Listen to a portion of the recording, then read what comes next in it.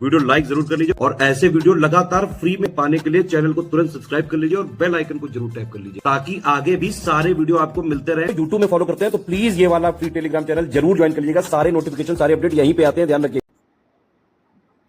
नमस्कार दोस्तों, exam preparation के प्लेटफॉर्म पर मैं प्रियंका एक बार फिर से आप सभी का बहुत बहुत स्वागत करती हूं। तो यूपीपीएससी 2024 प्रीलिम्स एग्ज़ाम के लिए हम लोग GS full length mock test solve कर रहे हैं। आज टेस्ट नंबर 22 है, तो 22nd पेपर है। इससे पहले 21 पेपर सॉल्व हो चुके हैं। जिन्होंने भी वो क्लासेस नहीं देखी, प्लेलिस्ट में ऐड कर दी गई हैं। आप दोनों भाषाओं में इन एग्ज़ाम पेपर को देख सकते हैं। एग्ज़ाम ओरिएंटेड टेस्ट सीरीज़ है और इसमें आप देखेंगे 150 क्वेश्चंस हैं जो लेटेस्ट स्टैंडर्ड पैटर्न को फॉलो करते हुए डिज़ाइन किए गए हैं। तो इनको आप बहुत अच्छे से सॉल्व कीजिए और एक दो बार रिवीजन जरूर कर लीजिए अपने एग्ज़ाम से पहले। इसके साथ साथ अगर आप पेड कोर्स में इंटरेस्टेड हैं तो इन दिए गए नंबर्स पे कॉल या मैसेज करके भी जानकारी ले सकते हैं, या फिर गूगल प्ले स्टोर से आप अपना ऐप डाउनलोड कर सकते हैं स्टडी फॉर सिविल सर्विसेज का, जिससे आप अपने कोर्स को आसानी से परचेज कर पाएंगे। तो सामान्य सी जानकारी रही आपके कोर्स से रिलेटेड। इसके साथ साथ चलिए आज की अपनी क्लास स्टार्ट करते हैं। आज का पहला क्वेश्चन है, यूपी के एक जिला एक उत्पाद से मैच करना है। लोकेशन दी गई है, डिस्ट्रिक्ट दिए गए हैं कौशाम्बी, अंबेडकर नगर, लखीमपुर खीरी और महोबा। इनको मैच करेंगे तो वस्त्र उत्पाद के लिए जो फेमस है वो हो जाएगा, यहाँ पर आपको याद रखना है, अंबेडकर नगर। हो गया। फिर आ जाता खाद्य प्रसंस्करण, जिसमें केला है, ये कौशाम्बी का। इसके बाद जनजातीय शिल्प, ये याद रखिए, लखीमपुर खीरी। महोबा का गौर पत्थर। इसको अगर हम मैच करेंगे, राइट आंसर होगा ऑप्शन सी। नेक्स्ट क्वेश्चन में एक जिला एक खेल से मैच करना है, फुटबॉल, तैराकी, निशानेबाजी और कबड्डी को। तो हाथरस का है फुटबॉल, ठीक है, कन्नौज का है कबड्डी, बांदा का है निशानेबाजी और पीलीभीत का है तैराकी। मैच करेंगे तो हो जाएगा ऑप्शन डी करेक्ट, ठीक है।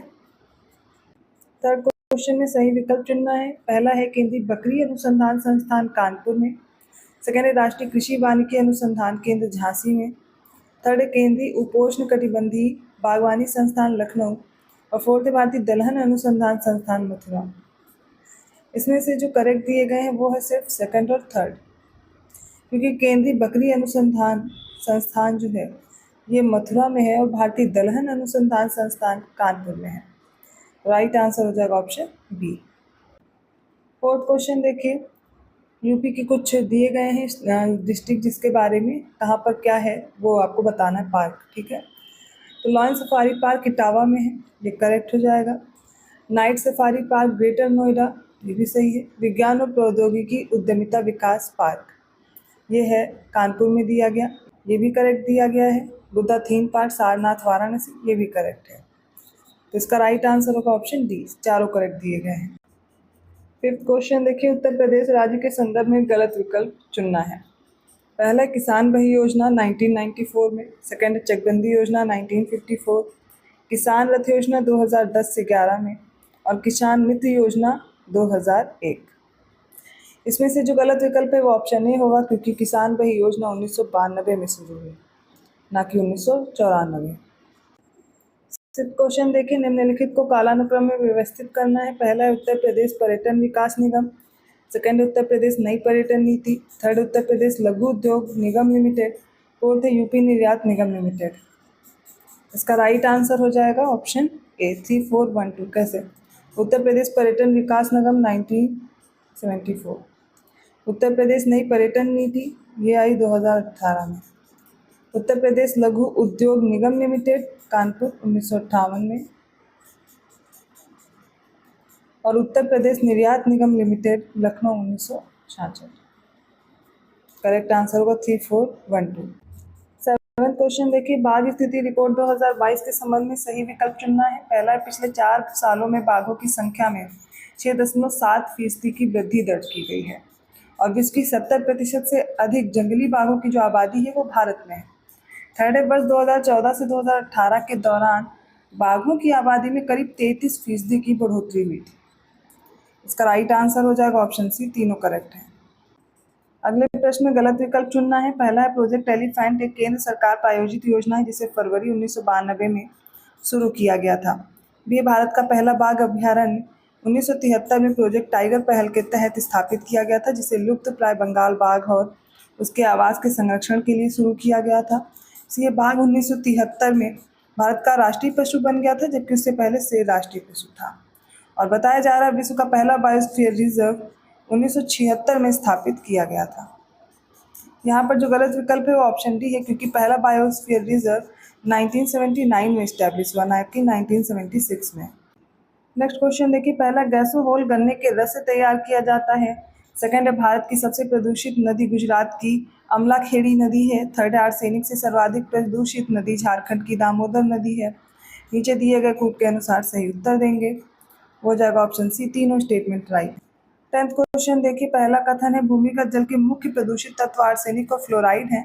सेकंड है, जलीय सतह पर फैले तेल को ऑयल सिल्क कहते हैं।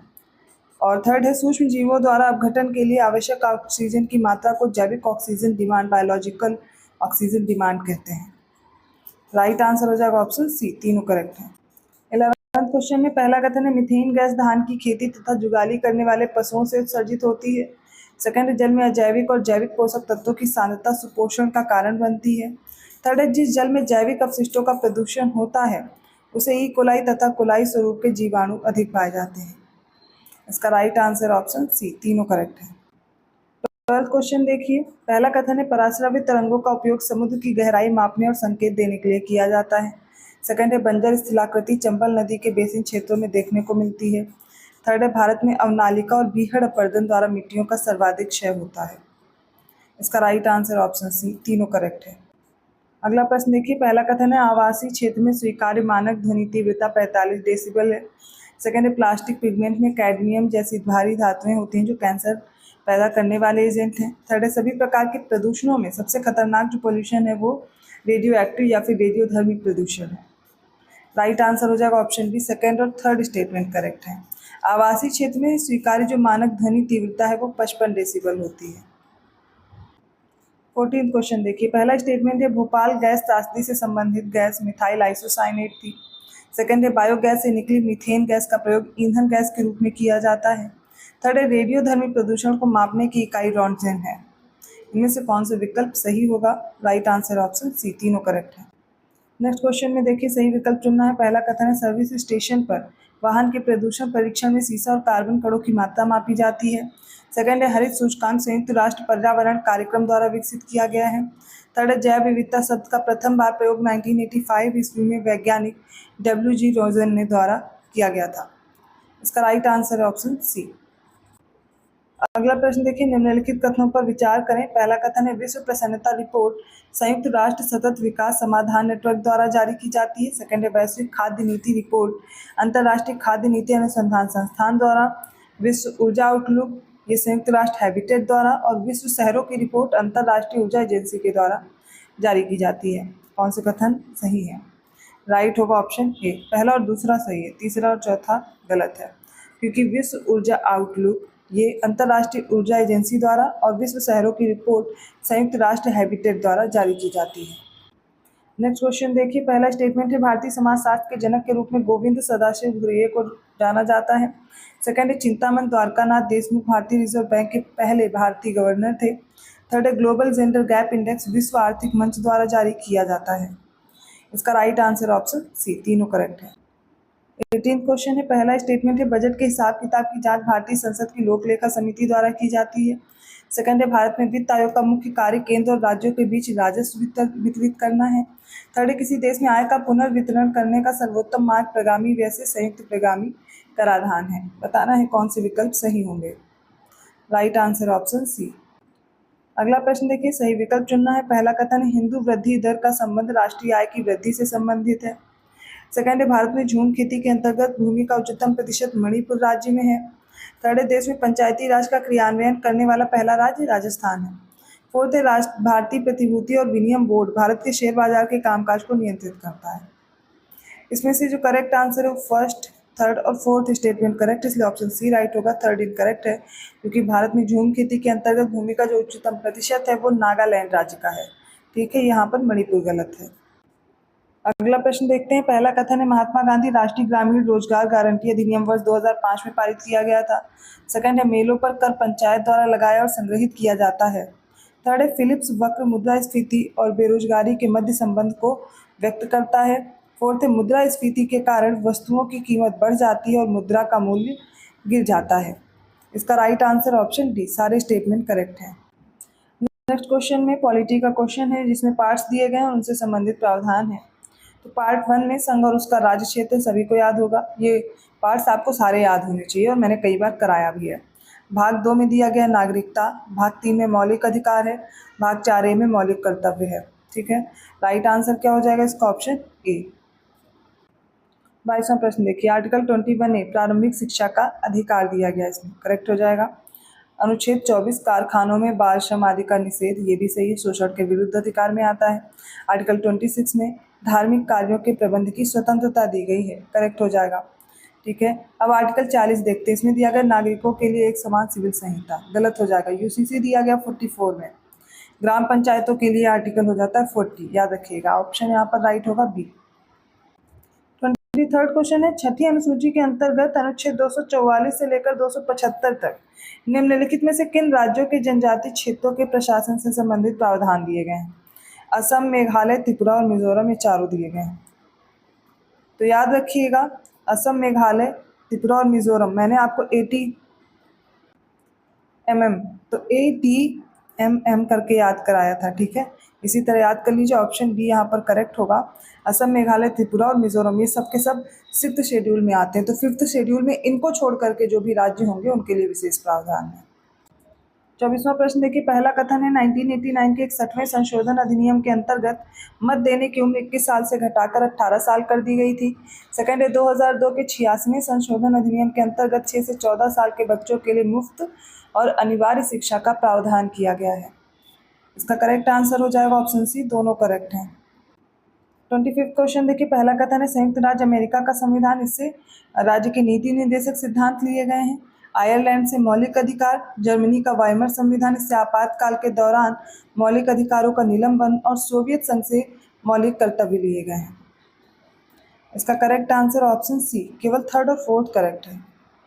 मतलब आयरलैंड से राज्य के नीति निर्देशक तत्व लिए गए हैं और यूएसए से मौलिक अधिकार, फंडामेंटल राइट्स लिए गए हैं, इसलिए यहाँ पर ऑप्शन सी राइट होगा। 26 क्वेश्चन में 1946 में गठित अंतरिम सरकार के संबंध में सही विकल्प का चयन करें। पहला, सरदार वल्लभ भाई पटेल, इन्हें गृह सूचना और प्रसारण विभाग दिया गया। डॉक्टर राजेंद्र प्रसाद के पास खाद्य और कृषि विभाग था। जॉन मिथाई के पास उद्योग और आपूर्ति विभाग, और जगजीवन राम के पास रक्षा विभाग। इसका राइट आंसर ऑप्शन बी, तीनों करेक्ट है, फर्स्ट, सेकंड और थर्ड। 4th इनकरेक्ट है, जगजीवन राम के पास श्रम विभाग था, ना कि रक्षा विभाग। तो रक्षा विभाग याद कर लीजिए, सरदार बलदेव सिंह के पास था। अगला प्रश्न है 27वां, कर्नाटक, केरल, तमिलनाडु और पुदुचेरी, इन राज्यों में निम्नलिखित में से किस विवाद न्यायाधिकरण से संबंधित है? गोदावरी जल विवाद, रावी और व्यास जल विवाद, कावेरी या फिर महानदी जल विवाद। इसका राइट आंसर होगा ऑप्शन सी, कावेरी जल विवाद न्यायाधिकरण, जो कि 1990 में बना। इसमें केरल, कर्नाटक, तमिलनाडु और पुदुचेरी शामिल हैं। गोदावरी जल विवाद न्यायाधिकरण, जो कि 1969 में बना, इसमें महाराष्ट्र, कर्नाटक, आंध्र प्रदेश, मध्य प्रदेश और उड़ीसा हैं। रावी और व्यास जल विवाद में आप देखेंगे 1986 में पंजाब, हरियाणा और राजस्थान आएगा। महानदी जल विवाद में 2018 में उड़ीसा और छत्तीसगढ़। अगला प्रश्न देखते हैं। पहला कथन है, पहला पेयर है, मध्य क्षेत्रीय परिषद का मुख्यालय इलाहाबाद, करेक्ट है। पूर्वी क्षेत्रीय परिषद का headquarter of eastern regional council, ये कहाँ पे? कोलकाता, करेक्ट हो जाएगा। पश्चिमी क्षेत्रीय परिषद का मुख्यालय शिलोंग दिया गया, और उत्तर पूर्वी परिषद का मुख्यालय मुंबई, तो ये दोनों गलत हो जाएंगे। वेस्टर्न रीजनल काउंसिल का जो हेडक्वार्टर है वो होगा मुंबई में, और नॉर्थ ईस्टर्न का हो जाएगा शिलोंग में। राइट आंसर है ऑप्शन ए। क्वेश्चन है, सही विकल्प चुनना है। पहला, नेशनल पीपल्स पार्टी 2014 में। सेकंड है आम आदमी पार्टी 2 अक्टूबर 2012। थर्ड है बहुजन समाजवादी पार्टी, ये 14 अप्रैल 1985। और भारतीय जनता पार्टी 6 अप्रैल 1986। इसमें से सही कौन सा है वो बताना है। वो हो जाएगा ऑप्शन बी, आम आदमी पार्टी 2 अक्टूबर 2012। एनपीपी, नेशनल पीपल्स पार्टी 2013 में। बहुजन समाज पार्टी हो जाएगा 14 अप्रैल 1984। और ये हो जाएगा भारतीय जनता पार्टी 6 अप्रैल 1980। आम आदमी पार्टी करेक्ट है। अगले प्रश्न में सही विकल्प चुनना है। पहला कथन है 1950 में भारतीय संविधान की स्थापना के समय मान्यता प्राप्त भाषाओं की संख्या 14 थी। सेकंड है भारतीय संविधान के अनुच्छेद 343(1) के अनुसार भारत की आधिकारिक भाषा देवनागरी लिपि में हिंदी में है। और थर्ड है भाषाई आधार पर बनने वाला पहला राज्य 1953 में आंध्र प्रदेश था, जिसे मद्रास राज्य के तेलुगु भाषी उत्तरी हिस्से से अलग किया गया था। राइट आंसर हो जाएगा ऑप्शन सी, तीनों करेक्ट है। 31 क्वेश्चन देखिए, पहला कथन इसमें दिया गया है संसद सदस्य लोकसभा के रूप में निर्वाचन के लिए जो न्यूनतम आयु है वो 25 वर्ष है। राज्यसभा के लिए 30 वर्ष, हाईकोर्ट के न्यायाधीश के लिए 62 वर्ष है और नगर पालिका के सदस्य के रूप में निर्वाचन के लिए 25 वर्ष है। बताइए इनमें से कौन सा विकल्प सही होगा। राइट आंसर ऑप्शन बी, तीनों करेक्ट हैं। फर्स्ट, सेकंड और थर्ड। फोर्थ इनकरेक्ट है, क्योंकि नगर पालिका के सदस्य के रूप में निर्वाचन के लिए जो आयु होती है वो 21 वर्ष होती है। 32nd क्वेश्चन देखिए, पहला कथन है संविधान के भाग 4 के अनुच्छेद 36 से 51 तक राज्य के नीति निर्देशक सिद्धांत है। सेकंड है 86वां संशोधन अधिनियम 2002 में हुआ, जिसमें अनुच्छेद 45 की सामग्री में बदलाव किया गया और जो प्राथमिक शिक्षा है इसको आर्टिकल 21A के तहत फंडामेंटल राइट बनाया गया। थर्ड, ग्रेनविल ऑस्टिन ने निदेशक तत्वों और अधिकारों को संविधान की मूल आत्मा कहा है। तो यहाँ पर ये तीनों स्टेटमेंट करेक्ट है, इसलिए ऑप्शन करेक्ट हो जाएगा सी। 33rd क्वेश्चन देखिए, इनकरेक्ट ऑप्शन चूज करना है। पहला, एक्ट ऑफ सेटलमेंट 1781 मुख्य रूप से सर्वोच्च न्यायालय और गवर्नर जनरल की परिषद के बीच शक्तियों के विवाद को समाप्त करने के लिए आया था। बी, ब्रिटिश संसद ने पहली बार रेगुलेशन एक्ट 1773 के माध्यम से ईस्ट इंडिया कंपनी के प्रशासन में हस्तक्षेप किया था। सी, 1813 के चार्टर एक्ट ने भारत में कंपनी के व्यापार एकाधिकार को समाप्त कर दिया था, अर्थात भारतीय व्यापार सभी ब्रिटिश व्यापारियों के लिए खोल दिया गया था। ऑप्शन डी इनमें से कोई नहीं। राइट आंसर हो जाएगा ऑप्शन डी, कोई भी कथन गलत नहीं है। 34th क्वेश्चन देखिए, पहला कथन 1833 का जो चार्टर अधिनियम है इसने भारत पर व्यापार के एकाधिकार को अगले 20 वर्षों तक बढ़ा दिया था। सेकंड है 1786 का जो अधिनियम आया, इसमें कॉर्नवालिस नियंत्रण मंडल और निदेशक मंडल के अधिकार के तहत ब्रिटिश भारत के पहले प्रभावी शासक बन गए थे। थर्ड है 1784 के पिट्स इंडिया एक्ट से कंपनी के वाणिज्यिक और राजनीतिक कार्यों के बीच अंतर स्पष्ट किया गया था। इनमें से कौन से कथन सही है बताना, ऑप्शन आपके सामने है। इसका राइट आंसर हो जाएगा ऑप्शन सी, सेकंड और थर्ड स्टेटमेंट करेक्ट है। पहला इनकरेक्ट है, 20 वर्षों के लिए इसमें 1833 के चार्टर में नहीं बढ़ाया गया था, तो किस में बढ़ाया गया था? ये 1793 का चार्टर था, 1793 का। 35th क्वेश्चन है, पहला कथन है 1773 के रेगुलेटिंग एक्ट, इसमें पहला दस्तावेज है जिससे केंद्रीय प्रशासन की नींव रखी गई थी। सेकंड है 1833 का चार्टर अधिनियम, बंगाल के गवर्नर जनरल को भारत का गवर्नर जनरल बना दिया गया था। थर्ड है 1813 का चार्टर अधिनियम, इसके अंतर्गत विधायी और प्रशासनिक कार्यों को अलग अलग कर दिया गया था और इसके लिए अलग अलग संस्थाएं बना दी गई थी। इसका राइट आंसर ऑप्शन है फर्स्ट और सेकंड करेक्ट है, थर्ड इनकरेक्ट है, क्योंकि ये कार्य हुआ था 1853 के चार्टर के तहत, ना कि 1813 के। 36 क्वेश्चन देखिए, पहला स्टेटमेंट है भारत परिषद अधिनियम 1861 ने वायसराय को परिषद में व्यापार के अधिक सुविधाजनक लेन देन के लिए नियम और आदेश बनाने का अधिकार दिया था। सेकंड है भारतीय परिषद अधिनियम 1892 ब्रिटिश संसद का एक अधिनियम था जिसने ब्रिटिश भारत में विधान परिषदों की संरचना और कार्य प्रणाली में विभिन्न संशोधन पेश किए थे।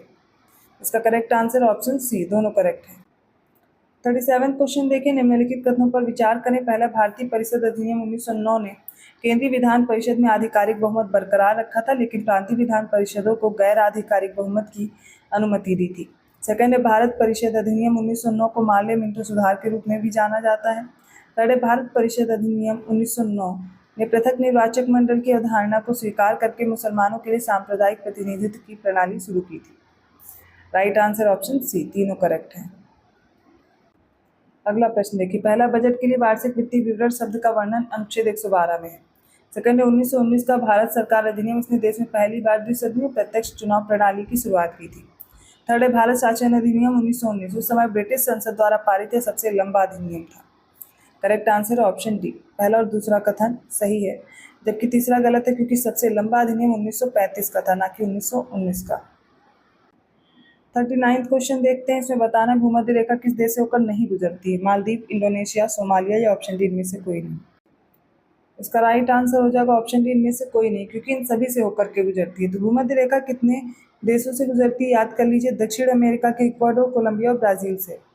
एशिया के देश है मालदीव, इंडोनेशिया और किरिबाती, किरिबाती जो कि ओशिनिया का पार्ट है। अफ्रीका के देशों में गैबन है, कांगो लोकतांत्रिक गणराज्य है, युगांडा है, केन्या, साओ टोम, प्रिंसिपे और सोमालिया। ये सारे के सारे हैं जहाँ से इक्वेटर पास होती है। कुल 13 देश के नाम याद रखने हैं। अगले प्रश्न की ओर बढ़ते हैं। इसमें बताना है कौन सा विकल्प सही है, इसको चुनना है। जोग जलप्रपात कर्नाटक और गोवा में स्थित है। सेकेंड है चचाई एमपी में, वजराई कर्नाटक और दूध सागर कर्नाटक में, महाराष्ट्र दिया गया है जबकि वो कर्नाटक में है। तो बताइए कौन सा सही विकल्प होगा। इसका राइट आंसर हो जाएगा ऑप्शन बी, चचाई वाटरफॉल। ये एमपी में स्थित है, ठीक है, एमपी के रीवा जिले में। जो जलप्रपात इसी को गरसोपा वाटरफॉल भी बोलते हैं। ये शिवमोगा जिला है कर्नाटक का, वहाँ स्थित है, ना कि गोवा में। वजराई जलप्रपात ये सतारा जिले में है, महाराष्ट्र में, गलत है। और दूध सागर वाटरफॉल कर्नाटक और गोवा में स्थित है, ना कि महाराष्ट्र में। तो ऑप्शन यहाँ पर बी करेक्ट है। अगला प्रश्न देखिए, सही विकल्प चुनना है। डीजल लोकोमोटिव कारखाना वाराणसी यूपी में है। चितरंजन लोकोमोटिव कारखाना चितरंजन वेस्ट बंगाल में है। Integral coach factory Perambur Chennai के तमिलनाडु में है। फोर्थ है rail coach factory Kapurthala Punjab में है। इसका राइट आंसर ऑप्शन डी, सारे करेक्ट है। 42nd क्वेश्चन में पूछा गया सीकर को किसके नाम से जाना जाता है, ठीक है। इसमें जो उत्पादक क्षेत्र है उनके अनुसार बताना है। झारखंड का प्रमुख मैग्नीज उत्पादक क्षेत्र, या सिक्किम का प्रमुख तांबा उत्पादक क्षेत्र, या राजस्थान का प्रमुख अभ्रक उत्पादक क्षेत्र, या फिर उड़ीसा का प्रमुख बॉक्साइट उत्पादक क्षेत्र। तो सीकर कहलाता है राजस्थान का प्रमुख अभ्रक उत्पादक क्षेत्र, सी राइट है। झारखंड का प्रमुख मैग्नीज उत्पादक क्षेत्र है धनबाद। सिक्किम का तांबा उत्पादक क्षेत्र है भूटान। और उड़ीसा का प्रमुख बॉक्साइट उत्पादक क्षेत्र है कालाहांडी। अब इस प्रश्न में सबसे ऊंची चोटी को संबंधित राज्य से मिलाना है। तो उड़ीसा की सबसे पहले देखते हैं। उड़ीसा की कौन सी हो जाएगी? उड़ीसा की हो जाएगी देवमाली, ठीक है। महाराष्ट्र की हो जाएगी तलसूबाई। मध्य प्रदेश की है धूपगढ़। गुरु शिखर राजस्थान। करेक्ट आंसर हो जाएगा ऑप्शन सी। 44th क्वेश्चन है। पहला कथन है फूलों वाली बौछार के द्वारा केरल और इसके निकटवर्ती कहवा उत्पादक क्षेत्रों में कहवा के फूल खिलने लगते हैं। सेकंड है काल बैसाखी को असम में बारदोली छीड़ा कहा जाता है। थर्ड है झारखंड का कोल्हान क्षेत्र खनिज उत्पादन के लिए प्रसिद्ध है। इसका राइट आंसर ऑप्शन सी, तीनों करेक्ट है। अगला प्रश्न देखिए। पहला, जलोढ़ मिट्टी में पोटाश, चूना और फॉस्फोरस की कमी होती है। सेकंड है मरुस्थलीय मिट्टी में कार्बनिक पदार्थ और नाइट्रोजन की कमी होगी। थर्ड है पर्वतीय मिट्टी में नाइट्रोजन, फॉस्फोरस और कार्बनिक पदार्थ की कमी होती है। इसका करेक्ट आंसर ऑप्शन बी, केवल दूसरा करेक्ट है, क्योंकि जलोढ़ मिट्टी में नाइट्रोजन, फॉस्फोरस और कार्बनिक पदार्थ की कमी होगी, जबकि पर्वतीय मिट्टी में पोटाश, चूना और फॉस्फोरस की कमी होती है। 46 क्वेश्चन देखिए। पहला कथन है नाइट्रोजन पौधों की वृद्धि और प्रोटीन उत्पादन में सहायक होता है। सेकंड है मैग्नीशियम पौधों में आयरन के अवशोषण में मदद करता है और क्लोरोफिल का एक प्रमुख घटक है। थर्ड है फॉस्फोरस पौधों की रोग प्रतिरोधक क्षमता बढ़ाने और पानी के उचित अवशोषण में मदद करता है। और फोर्थ है पोटेशियम पौधों की जड़ों के विकास, ऊर्जा भंडारण और फलों के जल्दी पकने में मदद करता है। इसका करेक्ट आंसर होगा ऑप्शन ए। पहला और दूसरा कथन केवल सही है, तीसरा और चौथा गलत है, क्योंकि फॉस्फोरस क्या करता है? फॉस्फोरस पौधों की जड़ों के विकास और ऊर्जा भंडारण और फलों के जल्दी पकने के लिए इम्पॉर्टेंट है। और पोटेशियम ये पौधों की रोग प्रतिरोधक क्षमता बढ़ाने और पानी के उचित अवशोषण में मदद करता है। अगला प्रश्न देखिए। डूरन रेखा चीन और भारत के बीच है, इंटरनेशनल लाइन। और फिर मैकमोहन है पाकिस्तान और अफगानिस्तान के बीच। रेड क्लिफ भारत और पाकिस्तान के बीच। और भारत की सबसे लंबी सीमा बांग्लादेश के साथ है, सबसे छोटी सीमा अफगानिस्तान के साथ।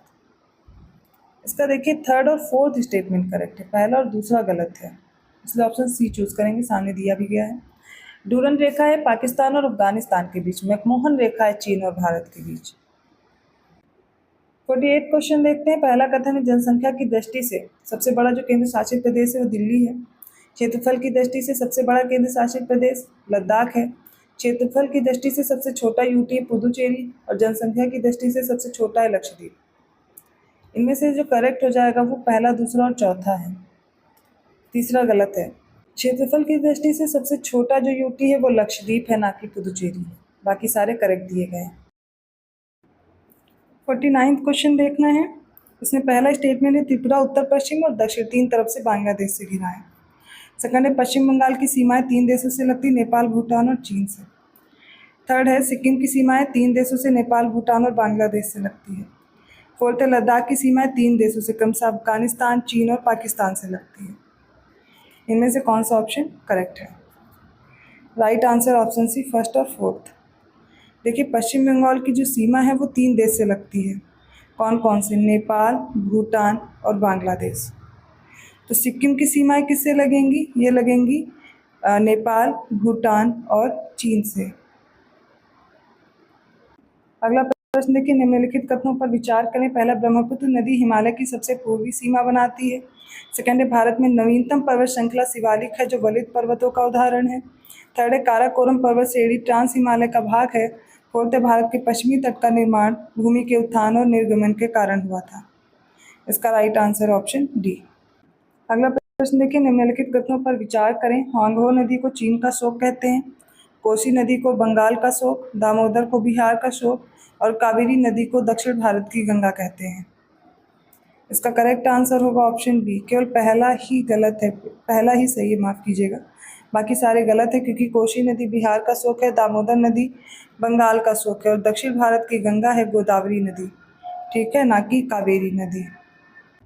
52nd क्वेश्चन है, देश को राजधानियों से मैच करना है। किरिबाती, सोलोमन द्वीप, इथियोपिया और कोस्टा रिका, इनकी राजधानी बतानी है। देखिए राइट आंसर क्या होगा? किरिबाती की है टरावा, सोलोमन द्वीप की है होनियारा, इथियोपिया की है अदिस अबाबा और कोस्टा रिका की है सेंट जोस। राइट आंसर क्या होगा? Option A. 53rd क्वेश्चन में कुछ जनजातियां उनको उनके देश से मिलाना है। सबसे पहले गौल है, वेद्दा है, इटाज है और सेमांग है। तो गौल जनजाति है फ्रांस की, वेदा श्रीलंका की है, इटाज फिलीपींस और सेमांग है मलेशिया। राइट आंसर हो जाएगा ऑप्शन डी।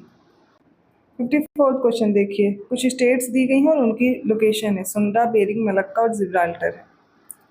सबसे पहले देखते हैं सुंडा, ये कहाँ पर है? तो ये हो जाएगा इंडोनेशिया में। फिर बेरिंग जलडमरू मध्य अलास्का और रूस के मध्य है। मलक्का हो जाएगी इंडोनेशिया और मलेशिया के मध्य। जिब्राल्टर स्पेन और मोरक्को के बीच में। तो राइट आंसर हो जाएगा ऑप्शन बी। 55th क्वेश्चन है, निम्नलिखित गर्तों को उनकी ऊंचाई के आधार पर आरोही क्रम में लगाना है। टोंगा गर्त है, मिंडानाओ है, प्यूर्टो रिको है और अटकामा है। देखिए मेरियाना गर्त, इसका हो जाएगा, कहाँ गया मेरियाना, तो यहाँ पर दिया नहीं है, माफ़ कीजिएगा। टोंगा गर्त है उसका 1882। सबसे गहरा जो है मेरियाना गर्त है जो कि 11,022 मीटर है, ठीक है। फिर हो जाता है टोंगा 10,882।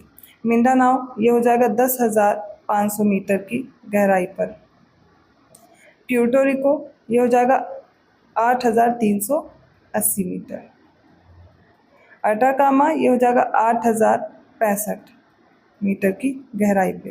तो देखिए जो टोंगा गर्त है पैसिफिक ओशन में है, मिंडानाओ भी पैसिफिक ओशन में है, प्यूर्टो रिको है अटलांटिक ओशन में, अटाकामा कहाँ पर? पैसिफिक ओशन में। इसके अलावा जो मेरियाना है वो पैसिफिक ओशन में है जो सबसे गहरा 11,022 मीटर। इसका राइट आंसर हो जाएगा ऑप्शन ए 4321। 56th क्वेश्चन देखिए, पहले एक तो झीलें दी गई उनकी अवस्थिति के अनुसार मैच करना है। सुपीरियर झील उत्तरी अमेरिका, करेक्ट होगा। विक्टोरिया अफ्रीका में है, मिशिगन यूएसए में है और बैकाल एशिया में है। सारी करेक्ट दी गई हैं। राइट आंसर हो जाएगा ऑप्शन डी। 57th क्वेश्चन में मैच करना है। दुलहस्ती परियोजना ये किस नदी पर है? तो दुलहस्ती याद कर लीजिए जम्मू कश्मीर में चिनाब नदी पर। कोल बांध परियोजना ये हिमाचल प्रदेश में है, तो हिमाचल प्रदेश में है, किस पे होगी? फिर तो ये सतलज नदी हो जाएगी। तुलबुल बहुउद्देशीय परियोजना जम्मू कश्मीर की है, तो किस नदी पे होगी? झेलम नदी पर। कलिंगपोंग बहुउद्देशीय परियोजना पश्चिम बंगाल में है, तीस्ता नदी पर। राइट आंसर होगा ऑप्शन ए का 1, बी का 3, सी का 2 और डी का 4। अगला प्रश्न है, सविनय अवज्ञा आंदोलन के संबंध में गलत विकल्प कौन सा, ये बताना है। तो पहले 6 अप्रैल 1930 को महात्मा गांधी ने एक मुट्ठी नमक बनाकर ये नमक कानून तोड़ा था और औपचारिक रूप से इन्होंने सविनय अवज्ञा आंदोलन शुरू किया था।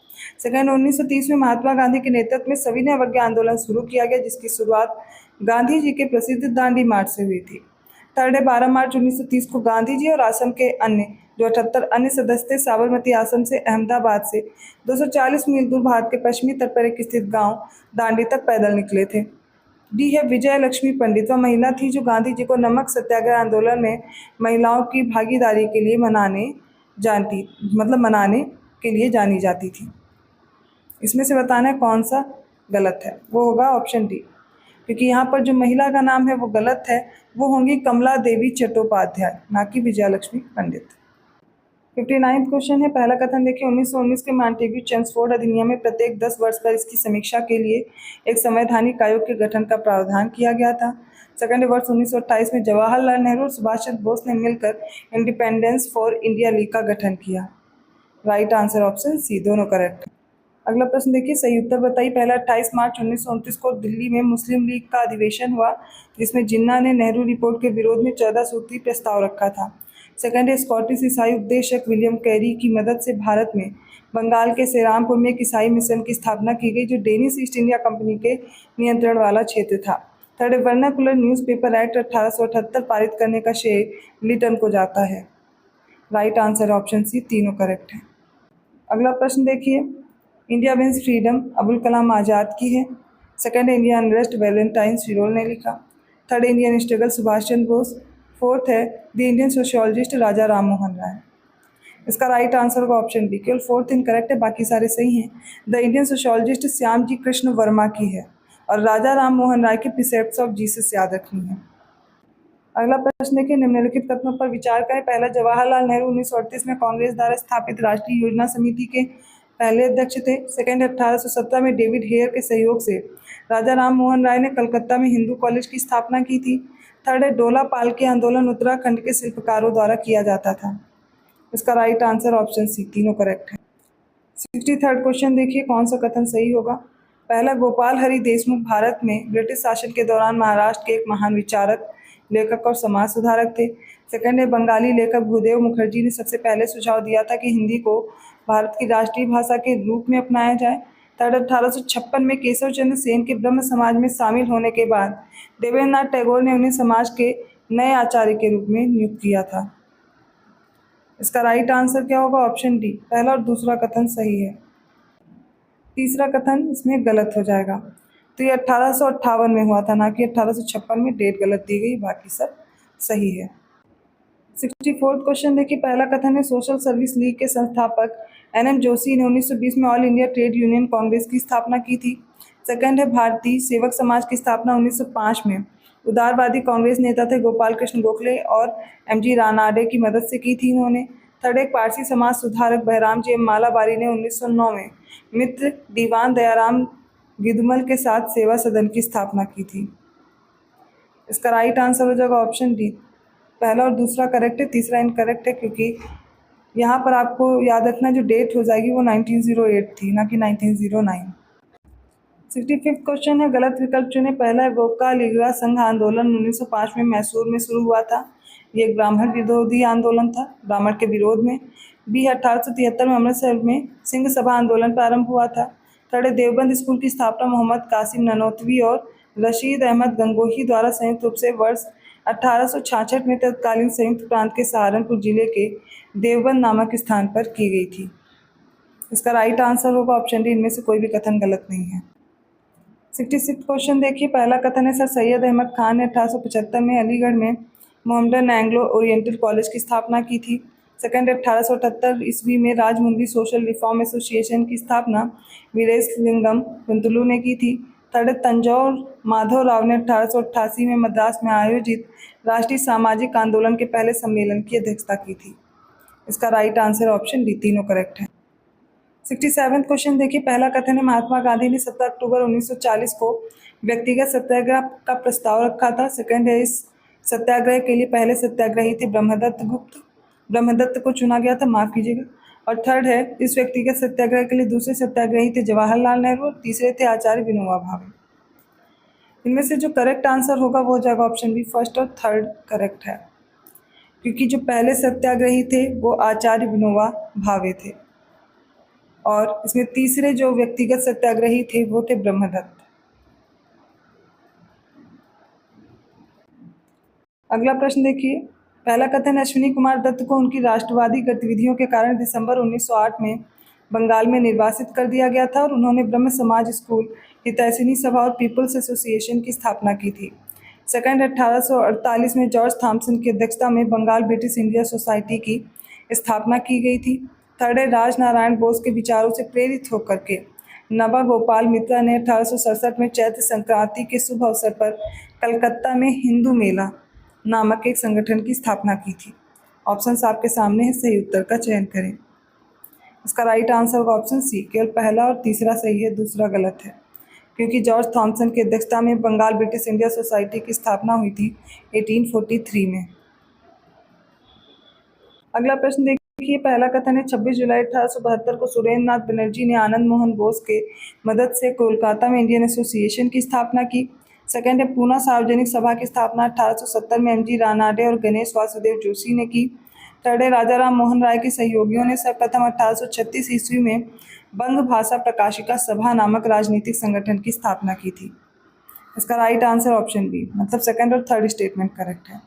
पहला गलत है, क्योंकि इंडियन एसोसिएशन की स्थापना हुई थी 1876 में, 26 जुलाई 1876 को।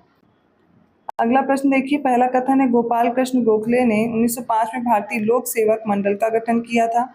सेकंड है काशीनाथ त्रिंबक तेलंग ने भगवत गीता का अंग्रेजी में अनुवाद किया था और बॉम्बे में अनिवार्य प्राथमिक शिक्षा शुरू करने में महत्वपूर्ण भूमिका निभाई थी। थर्ड 1875 में बंगाल में सुशील कुमार घोष ने इंडिया लीग की स्थापना की, जिसका उद्देश्य भारतीयों में राष्ट्रवाद की भावना को जगाना तथा राजनीतिक शिक्षा को प्रोत्साहित करना था। इसका राइट आंसर हो जाएगा ऑप्शन सी, तीनों स्टेटमेंट करेक्ट है। 71st क्वेश्चन है, इसमें गलत विकल्प चुनना। पहला, भारतीय राष्ट्रीय कांग्रेस का पहला सत्र बंबई में 28 दिसंबर 1885 में आयोजित किया गया था। इस सत्र में 72 प्रतिनिधियों ने भाग लिया था तथा इसकी अध्यक्षता व्योमेश चंद्र बनर्जी ने की थी।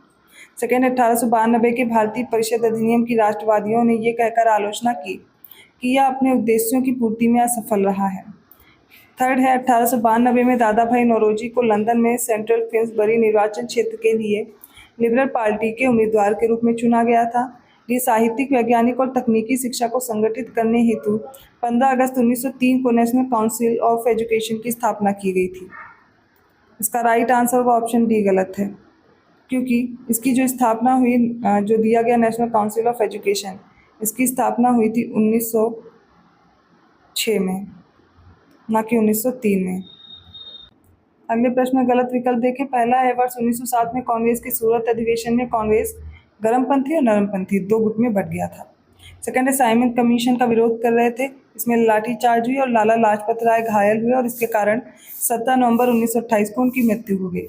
दादा भाई नौरोजी ने पहली बार वर्ष 1906 में अंतर्राष्ट्रीय समाजवादी कांग्रेस में भारत के लिए सुशासन और स्वराज की मांग रखी थी। बी है वर्ष 1928 में चंद्रशेखर आजाद के नेतृत्व में दिल्ली के फिरोजशाह कोटला मैदान में HSRA Hindustan socialist Republican association की स्थापना हुई थी।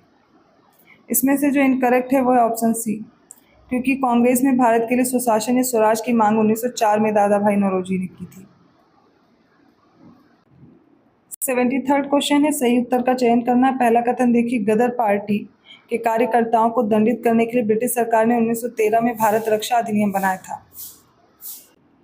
सेकेंड स्टेटमेंट है, वर्ष 1913 में सोहन सिंह भाकमा ने Hindustan association of the Pacific Coast नामक संस्था की स्थापना की थी। थर्ड है 16 अक्टूबर 1905, जिस दिन बंगाल विभाजन औपचारिक रूप से लागू हुआ, पूरे बंगाल में शोक के दिन के रूप में मनाया गया। इसका राइट आंसर होगा ऑप्शन बी, सेकंड और थर्ड करेक्ट है, पहला इनकरेक्ट है, क्योंकि यहाँ पर डेट जो होगी वो होगी 1915। भारत रक्षा अधिनियम कब आया? 1915।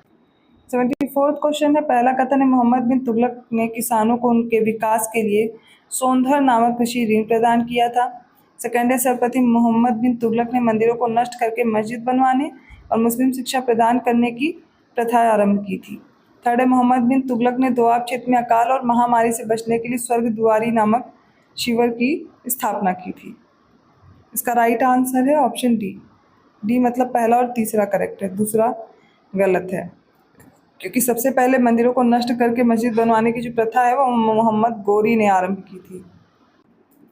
75th क्वेश्चन देखिए, सही विकल्प चुनना है। पहला है दिल्ली सल्तनत का सार्वभौम या सार्वभौम शासक इल्तुतमिश था। सेकंड है अलाउद्दीन ने कड़ा मानिकपुर में ही स्वयं को सुल्तान घोषित कर दिया था और अपने समर्थकों को प्रतिष्ठित पद दिए थे। थर्ड इल्तुतमिश ने दिल्ली को न केवल भारत में तुर्की साम्राज्य का राजनीतिक और प्रशासनिक केंद्र बनाया था, बल्कि अपनी सांस्कृतिक गतिविधियों का भी केंद्र बनाया था। Right answer is option C, सारे स्टेटमेंट करेक्ट है।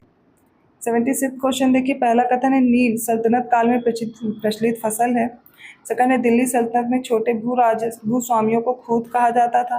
थर्ड है सिकंदर लोदी के समय में एक नई शैली की शुरुआत हुई जिसमें एक गुंबद के स्थान पर 2 गुंबद बनाए गए। और फोर्थ है सल्तनत काल में वन अधीक्षक को मीरे बर्ग के नाम से जाना जाता था। Right answer option B, fourth statement छोड़ करके सारे करेक्ट हैं, क्योंकि मुगल काल में ना कि सल्तनत काल में वन अधीक्षक को मीरे बर्ग के नाम से जानते थे। 77वां क्वेश्चन है, पहला स्टेटमेंट है दारा सिकों ने स्वयं अपनी देखरेख में संस्कृत ग्रंथों श्रीमद् भगवद गीता, योग वशिष्ठ इनका फारसी में अनुवाद कराया। सेकंड, औरंगजेब की कवयित्री पुत्री थी जेबुन्निसा ने लाहौर में चौबुर्जी नामक बाग लगवाया था। थर्ड है निजामुद्दीन अहमद फतेहुल्ला गाड़ी वाली चक्की के आविष्कार का श्रेय शिवाजी को और अबुल फजल अकबर को देते हैं। Right answer option C. 78 question देखिए, पहला है अकबर के शासनकाल के दौरान तानसेन और स्वामी हरिदास प्रमुख ध्रुपद गायक थे। सेकंड है राजस्थान की प्रसिद्ध शैली किशनगढ़ शैली चित्रकला से संबंधित है। थर्ड, चित्रकला के क्षेत्र में मुगल शैली की शुरुआत हुमायूं ने की थी। All options are correct, so option C is right. 79 question देखिए और सही इसमें गलत उत्तर चुनना है। ध्यान रखिएगा क्या पूछा जा रहा है। पहला, मुगल काल में पहली बार सोने के सिक्के और आकृति वाले सिक्के चलवाने का श्रेय अकबर को जाता है। सेकंड है औरंगजेब ने ग्रामीण क्षेत्रों में जजिया कर वसूलने के लिए अमीनों की नियुक्ति की थी। थर्ड है इक्ता व्यवस्था को मुगल साम्राज्य का इस्पाती ढांचा कहा जाता था। इसमें से जो इनकरेक्ट है वो हो जाएगा ऑप्शन सी, केवल तीसरा गलत है, क्योंकि मनसबदारी व्यवस्था थी जिसको मुगल साम्राज्य का इस्पाती ढांचा कहा जाता था, ना कि एकता व्यवस्था को। अगला प्रश्न देखिए, पहला कथन है मशरूत प्रणाली की शुरुआत औरंगजेब ने की थी।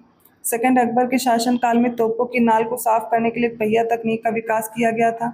थर्ड, मुगल काल में सर्वाधिक टकसालों की संख्या औरंगजेब के शासनकाल में थी। इसका right answer option C. 81 question देखिए, पहला, महिपाल प्रथम के समय में राजेंद्र चोल ने 1023 ईस्वी में विक्रम चोल के नेतृत्व में अपनी सेना बंगाल भेजी थी। सेकंड, 8वीं शताब्दी के आसपास गोपाल ने पाल राजवंश की नींव रखी थी। थर्ड, पाल साम्राज्य को सेन राजवंश ने नष्ट कर दिया था। सारे ऑप्शन देखिए, सारे विकल्प देखिए, फिर चुनिए और सही उत्तर होगा ऑप्शन सी। 82nd क्वेश्चन देखिए, पहला स्टेटमेंट है क्षुद्रकों का उल्लेख है पहली बार पाणिनि के गणपाठ में किया गया है।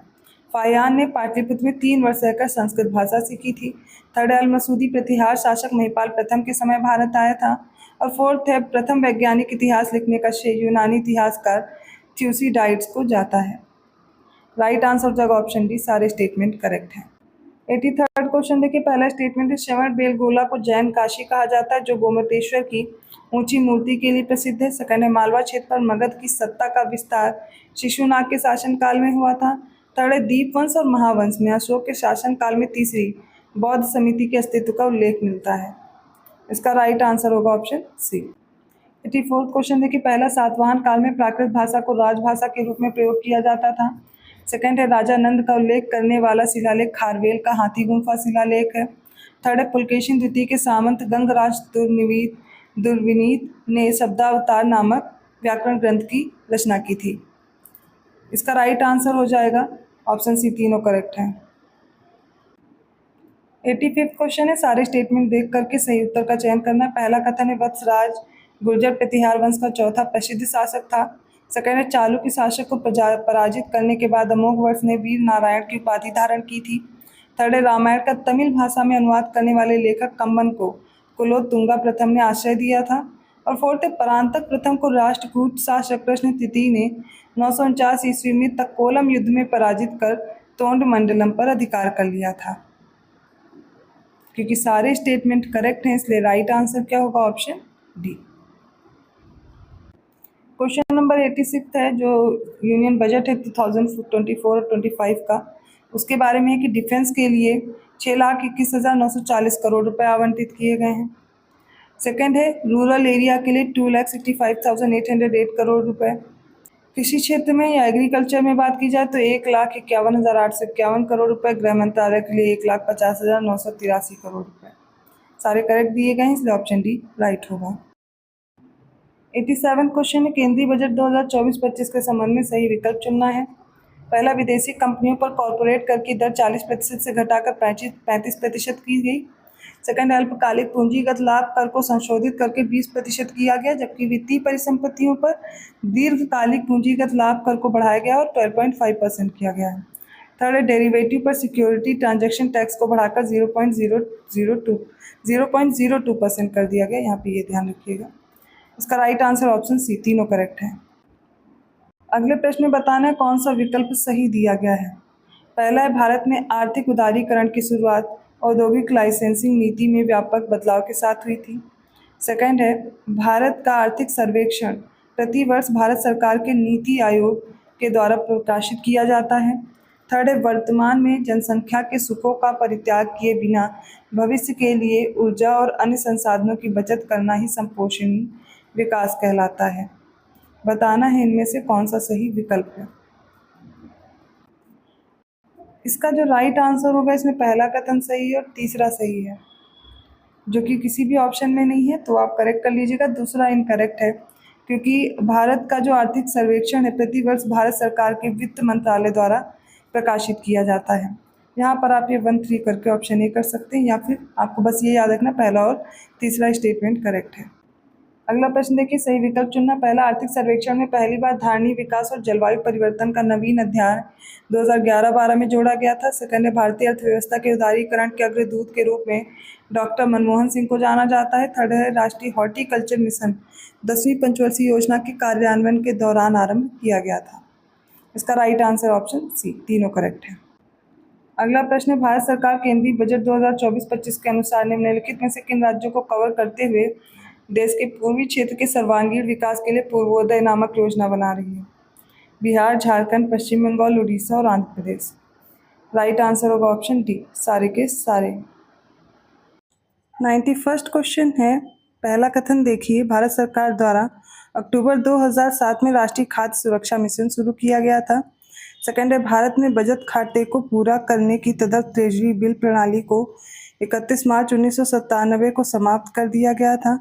थर्ड है 8 नवंबर 2016 शायद भारत में सबसे ज़्यादा याद की जाने वाली नोटबंदी की तारीख है। इसका राइट आंसर होगा ऑप्शन सी, तीनों करेक्ट हैं। 92nd क्वेश्चन में यूपी बजट के बारे में गलत विकल्प को चुनना है। पहला है प्रोजेक्ट टाइगर और प्रोजेक्ट एलिफेंट, इनकी योजना हेतु 48.94 करोड़ रुपए का प्रावधान प्रस्तावित है। बी, लखनऊ स्थित कुकरायल वन क्षेत्र में कुकरायल नाइट सफारी पार्क की स्थापना के लिए 50 करोड़ रुपए की व्यवस्था प्रस्तावित है। सी, अटल बिहारी वाजपेयी पावर लूम बिजली फ्लैट रेट योजना के लिए 400 करोड़ रुपए का बजट प्रस्तावित है। और डी, प्रधानमंत्री उज्ज्वला योजना के अंतर्गत वर्ष 2023-24 में 36 लाख से अधिक लाभार्थियों को निःशुल्क गैस सिलेंडर वितरित किए गए हैं। इसमें से जो इनकरेक्ट ऑप्शन है वो हो जाएगा ऑप्शन डी, क्योंकि यहाँ पर 56 लाख से अधिक लाभार्थियों को निःशुल्क गैस सिलेंडर वितरित किए गए हैं प्रधानमंत्री उज्ज्वला योजना के अंतर्गत। 93rd क्वेश्चन है, बजट के संबंध में गलत विकल्प चुनना। पहला, प्रधानमंत्री मत्स्य संपदा योजना के अंतर्गत एक्वा पार्क निर्माण की नवीन योजना हेतु 190 करोड़ रुपए का प्रावधान प्रस्तावित है। बी, कुशीनगर में महात्मा बुद्ध कृषि और प्रौद्योगिकी विश्वविद्यालय की स्थापना के लिए 100 करोड़ रुपए की व्यवस्था प्रस्तावित है। और सी है वर्ष 2021 में शुरू की गई थी अमृत 2.0, इसके लिए 4000 करोड़ रुपए और यूपी में अब तक 328 मेगावाट की सोलर रूफटॉप परियोजनाएं स्थापित की जा चुकी हैं। इसका राइट आंसर होगा ऑप्शन सी, इनकरेक्ट है। क्यों इनकरेक्ट है वो भी देख लीजिए। तो यहाँ पर आपको याद ये रखना है कि 4500 करोड़ रुपए का प्रावधान किया गया है अमृत 2.0 के लिए। अब इस प्रश्न में गलत विकल्प चुनना है। पहला है उत्तर प्रदेश राज्य जैव ऊर्जा नीति 2022 के क्रियान्वयन हेतु 60 करोड़ रुपए की व्यवस्था प्रस्तावित है, जो चालू वर्ष से 33% अधिक है। बी, अटल औद्योगिक अवसंरचना मिशन के लिए 400 करोड़ रुपए का प्रावधान प्रस्तावित है, जो चालू वर्ष से 33% अधिक है। और सी है आयुष्मान भारत कार्यक्रम के तहत उत्तर प्रदेश में 2200 स्वास्थ्य और कल्याण केंद्र स्थापित करने का लक्ष्य है। और डी है प्रधानमंत्री आयुष्मान भारत स्वास्थ्य अवसंरचना मिशन योजना के अंतर्गत 952 करोड़ रुपए का प्रावधान प्रस्तावित है। इसका जो राइट आंसर होगा ऑप्शन सी, मतलब सी इनकरेक्ट है। तो जो आयुष्मान भारत कार्यक्रम है इसके तहत 1600 स्वास्थ्य कल्याण केंद्र स्थापित करने का लक्ष्य है, ना कि 2200। 95वां क्वेश्चन देखिए, 17वीं उत्तर प्रदेश वन सर्वेक्षण रिपोर्ट 2021 के संबंध में सही विकल्प चुनना है। पहला, कुल क्षेत्रफल की दृष्टि से सबसे अधिक वन आवरण सोनभद्र जिले में है। सेकंड है, परसेंटेज वाइज देखा जाए तो सबसे अधिक वन आवरण चंदौली में है। थर्ड है, वन आवरण में सबसे ज़्यादा जो वृद्धि हुई है वो सहारनपुर में दर्ज की गई है। इसका राइट आंसर है ऑप्शन सी, मतलब सेकंड स्टेटमेंट को छोड़ करके बाकी दोनों करेक्ट हैं। तो परसेंटेज वाइज देखा जाए सबसे अधिक वन आवरण कहाँ है, वो हो जाएगा सोनभद्र। कहाँ? सोनभद्र, ना कि चंदौली। 96 क्वेश्चन है, 17वीं भारत वन स्थिति रिपोर्ट के संबंध में गलत विकल्प चुनना है। पहला, वन आवरण के सबसे अधिक क्षेत्रफल वाला राज्य है एमपी। बी है, राज्य के कुल भौगोलिक क्षेत्रफल की दृष्टि से सबसे अधिक वन आवरण परसेंटेज वाला राज्य मिजोरम है। और सी है, वृक्ष आवरण के सबसे अधिक क्षेत्रफल वाला राज्य महाराष्ट्र। और ऑप्शन डी है, इनमें से कोई नहीं। राइट आंसर होगा ऑप्शन डी, इनमें से कोई भी नहीं। 97वां क्वेश्चन है, सही विकल्प चुनना है। पहला है खुसरो समिति कृषि ऋण प्रणाली के लिए। सेकंड, अशोक मेहता समिति, इसमें बेरोजगारी आकलन से संबंधित था। थर्ड है बलवंत राय मेहता समिति पंचायती राज संस्थान। और फोर्थ है गोईपोरिया समिति बैंकिंग सेवा सुधार के लिए। इसका राइट आंसर होगा ऑप्शन डी, 1, 3 और 4 करेक्ट है। अशोक मेहता समिति पंचायती राज व्यवस्था के लिए थी, 1977 में बनी। बाकी सारी करेक्ट हैं। 98 क्वेश्चन देखिए, सारे कथन पहले तो देख लीजिए।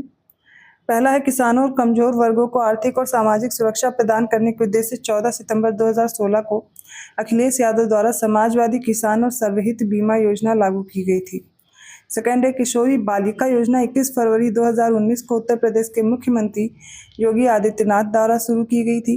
थर्ड है, यूपी सरकार द्वारा शिक्षित बेरोजगार युवाओं को स्वरोजगार प्रदान करने के लिए 19 फरवरी 2020 को मुख्यमंत्री युवा स्वरोजगार योजना शुरू की गई थी। इसका करेक्ट आंसर है ऑप्शन सी, क्योंकि तीनों स्टेटमेंट करेक्ट होंगे। अगला प्रश्न देखिए, गलत विकल्प का चयन करना है। पहला कथन है, सितंबर 2018 में यूपी पुलिस ने भारत में पहली बार EFIR या डायल FIR योजना शुरू की थी। बी है, 28 सितंबर 2017 को यूपी के मुख्यमंत्री योगी आदित्यनाथ ने M passport police mobile app launch किया था। सी है, 26 जून 2020 को प्रधानमंत्री नरेंद्र मोदी ने वीडियो कॉन्फ्रेंसिंग के जरिए से गरीब कल्याण रोजगार अभियान के तहत आत्मनिर्भर उत्तर प्रदेश रोजगार कार्यक्रम की शुरुआत की थी। डी है, 29 मई 2021 को उत्तर प्रदेश के मुख्यमंत्री योगी आदित्यनाथ ने मुख्यमंत्री बाल सेवा योजना की घोषणा की थी। इसका राइट आंसर होगा ऑप्शन बी, गलत है, क्योंकि ये जो M passport police mobile app है ये लॉन्च किया गया था 2019 में, 28 सितंबर 2019 को। अगला प्रश्न देखिए, पहला कथन है, राष्ट्रीय ग्रामीण पेयजल कार्यक्रम का पुनर्गठन 10 नवंबर 2017 को हुआ। सेकंड, आयुष्मान भारत राष्ट्रीय स्वास्थ्य संरक्षण योजना 21 मार्च 2018। थर्ड है, साथी पहल 24 अक्टूबर 2017। वय वंदना योजना मतलब प्रधानमंत्री वय वंदना योजना मई 2017 में। तो ये सारी की सारी जो योजनाएं हैं इनकी डेट के अकॉर्डिंग सही दी गई हैं और ऑप्शन डी करेक्ट होगा। अगला प्रश्न है, 101st क्वेश्चन है, बताना है कौन सा कथन सही होगा। पहला विकल्प है, पहला जो स्टेटमेंट है, मैग्नेटिक रेजोनेंस इमेजिंग में चुंबकीय क्षेत्र और रेडियो तरंगों का उपयोग करके शरीर के विभिन्न अंगों को और उनकी कार्य प्रणालियों के बारे में बहुत उपयोगी जानकारी प्राप्त की जाती है। सेकंड है, टेलीफैक्स की मदद से ग्राफिक और टेक्स्ट सूचनाओं का टेलीफोन लाइन के माध्यम से दूसरे स्थान तक आदान प्रदान किया जाता है। थर्ड है, चिकित्सा के क्षेत्र में कॉर्निया प्रत्यारोपण जैसी संवेदनशील सर्जरी में लेजर बीम का सबसे अधिक उपयोग किया जाता है। इसका राइट आंसर ऑप्शन सी, तीनों स्टेटमेंट करेक्ट हैं। 102nd क्वेश्चन है, पहला कथन है, ड्यूटेरियम हाइड्रोजन का एक समस्थानिक ऑक्सीजन के साथ प्रतिक्रिया करके ड्यूटेरियम ऑक्साइड बनाता है जिसे भारी जल कहा जाता है। सेकंड है, सोडियम थायोसल्फेट रसायन का उपयोग फोटोग्राफी में नकारात्मक और सकारात्मक को स्थिरीकरण करने में किया जाता है। थर्ड है, हीलियम गैस का उपयोग करते हैं हवाई जहाज के टायरों में भरने के लिए। फोर्थ है, क्रायोजेनिक इंजनों में आमतौर पर तरल ऑक्सीजन का उपयोग करके ऑक्सीकारक के रूप में उपयोग करते हैं और तरल हाइड्रोजन का उपयोग ईंधन के रूप में करते हैं। इसका राइट आंसर ऑप्शन सी, 1, 2 और 4th स्टेटमेंट करेक्ट है। अब ये क्यों इनकरेक्ट है थर्ड वाला, क्योंकि नाइट्रोजन गैस का उपयोग करते हैं हवाई जहाज के टायरों को भरने के लिए, क्योंकि नाइट्रोजन गैस का दबाव कम होता है और इसके कारण टायर फटने की संभावना कम होती है। अगला प्रश्न देखिए, सही कथन चुनना है। पहला है, क्लोरीन का उपयोग ब्लीचिंग पाउडर बनाने में, कीटाणुनाशक बनाने तथा पानी के पानी में कीटाणुनाशक के रूप में किया जाता है। सेकंड है, पृथ्वी पर पाए जाने वाले जल में अम्लीय और क्षारीय पदार्थ घुले हुए होते हैं जिसके कारण जल अशुद्ध हो जाता है। थर्ड है, पानी की स्थायी कठोरता कैल्शियम और पोटेशियम के क्लोराइड और सल्फेट के कारण होती है। फोर्थ है, गाइगर काउंटर का एक प्रकार का एक कण डिटेक्टर है जिसका उपयोग आयनीकरण विकिरण को मापने के लिए करते हैं। इसमें से देखिए फर्स्ट स्टेटमेंट करेक्ट है, सेकंड करेक्ट है, फोर्थ करेक्ट है, थर्ड इनकरेक्ट है क्योंकि पानी की स्थायी कठोरता कैल्शियम और मैग्नीशियम के क्लोराइड और सल्फेट के कारण होती है, ना कि पोटेशियम। तो ऑप्शन बी राइट होगा। अगला प्रश्न देखिए, सही विकल्प चुनना। पहला, एलिथ्रीन एक सिंथेटिक पाइरेथ्रोइट है, ये कीटनाशक है जिसका उपयोग मच्छर भगाने में करते हैं। सेकेंड है, नाइट्रोक्लोरोफॉर्म एक उपयोग रोगाणु रोधी कीटनाशक आदि के रूप में इसका उपयोग करते हैं। थर्ड है, फोटोग्राफी में ऑक्जेलिक एसिड का उपयोग फेरस ऑक्जेलेट के रूप में किया जाता है। इसका राइट आंसर है ऑप्शन बी, तीनों करेक्ट है। 105th क्वेश्चन है, पहला कथन देखिए, कपूर, नेप्थलीन, अमोनियम क्लोराइड ये सारे पदार्थ ऊर्ध्वपातन विधि द्वारा शुद्ध किए जाते हैं जिसको सब्लिमेशन मेथड बोलते हैं।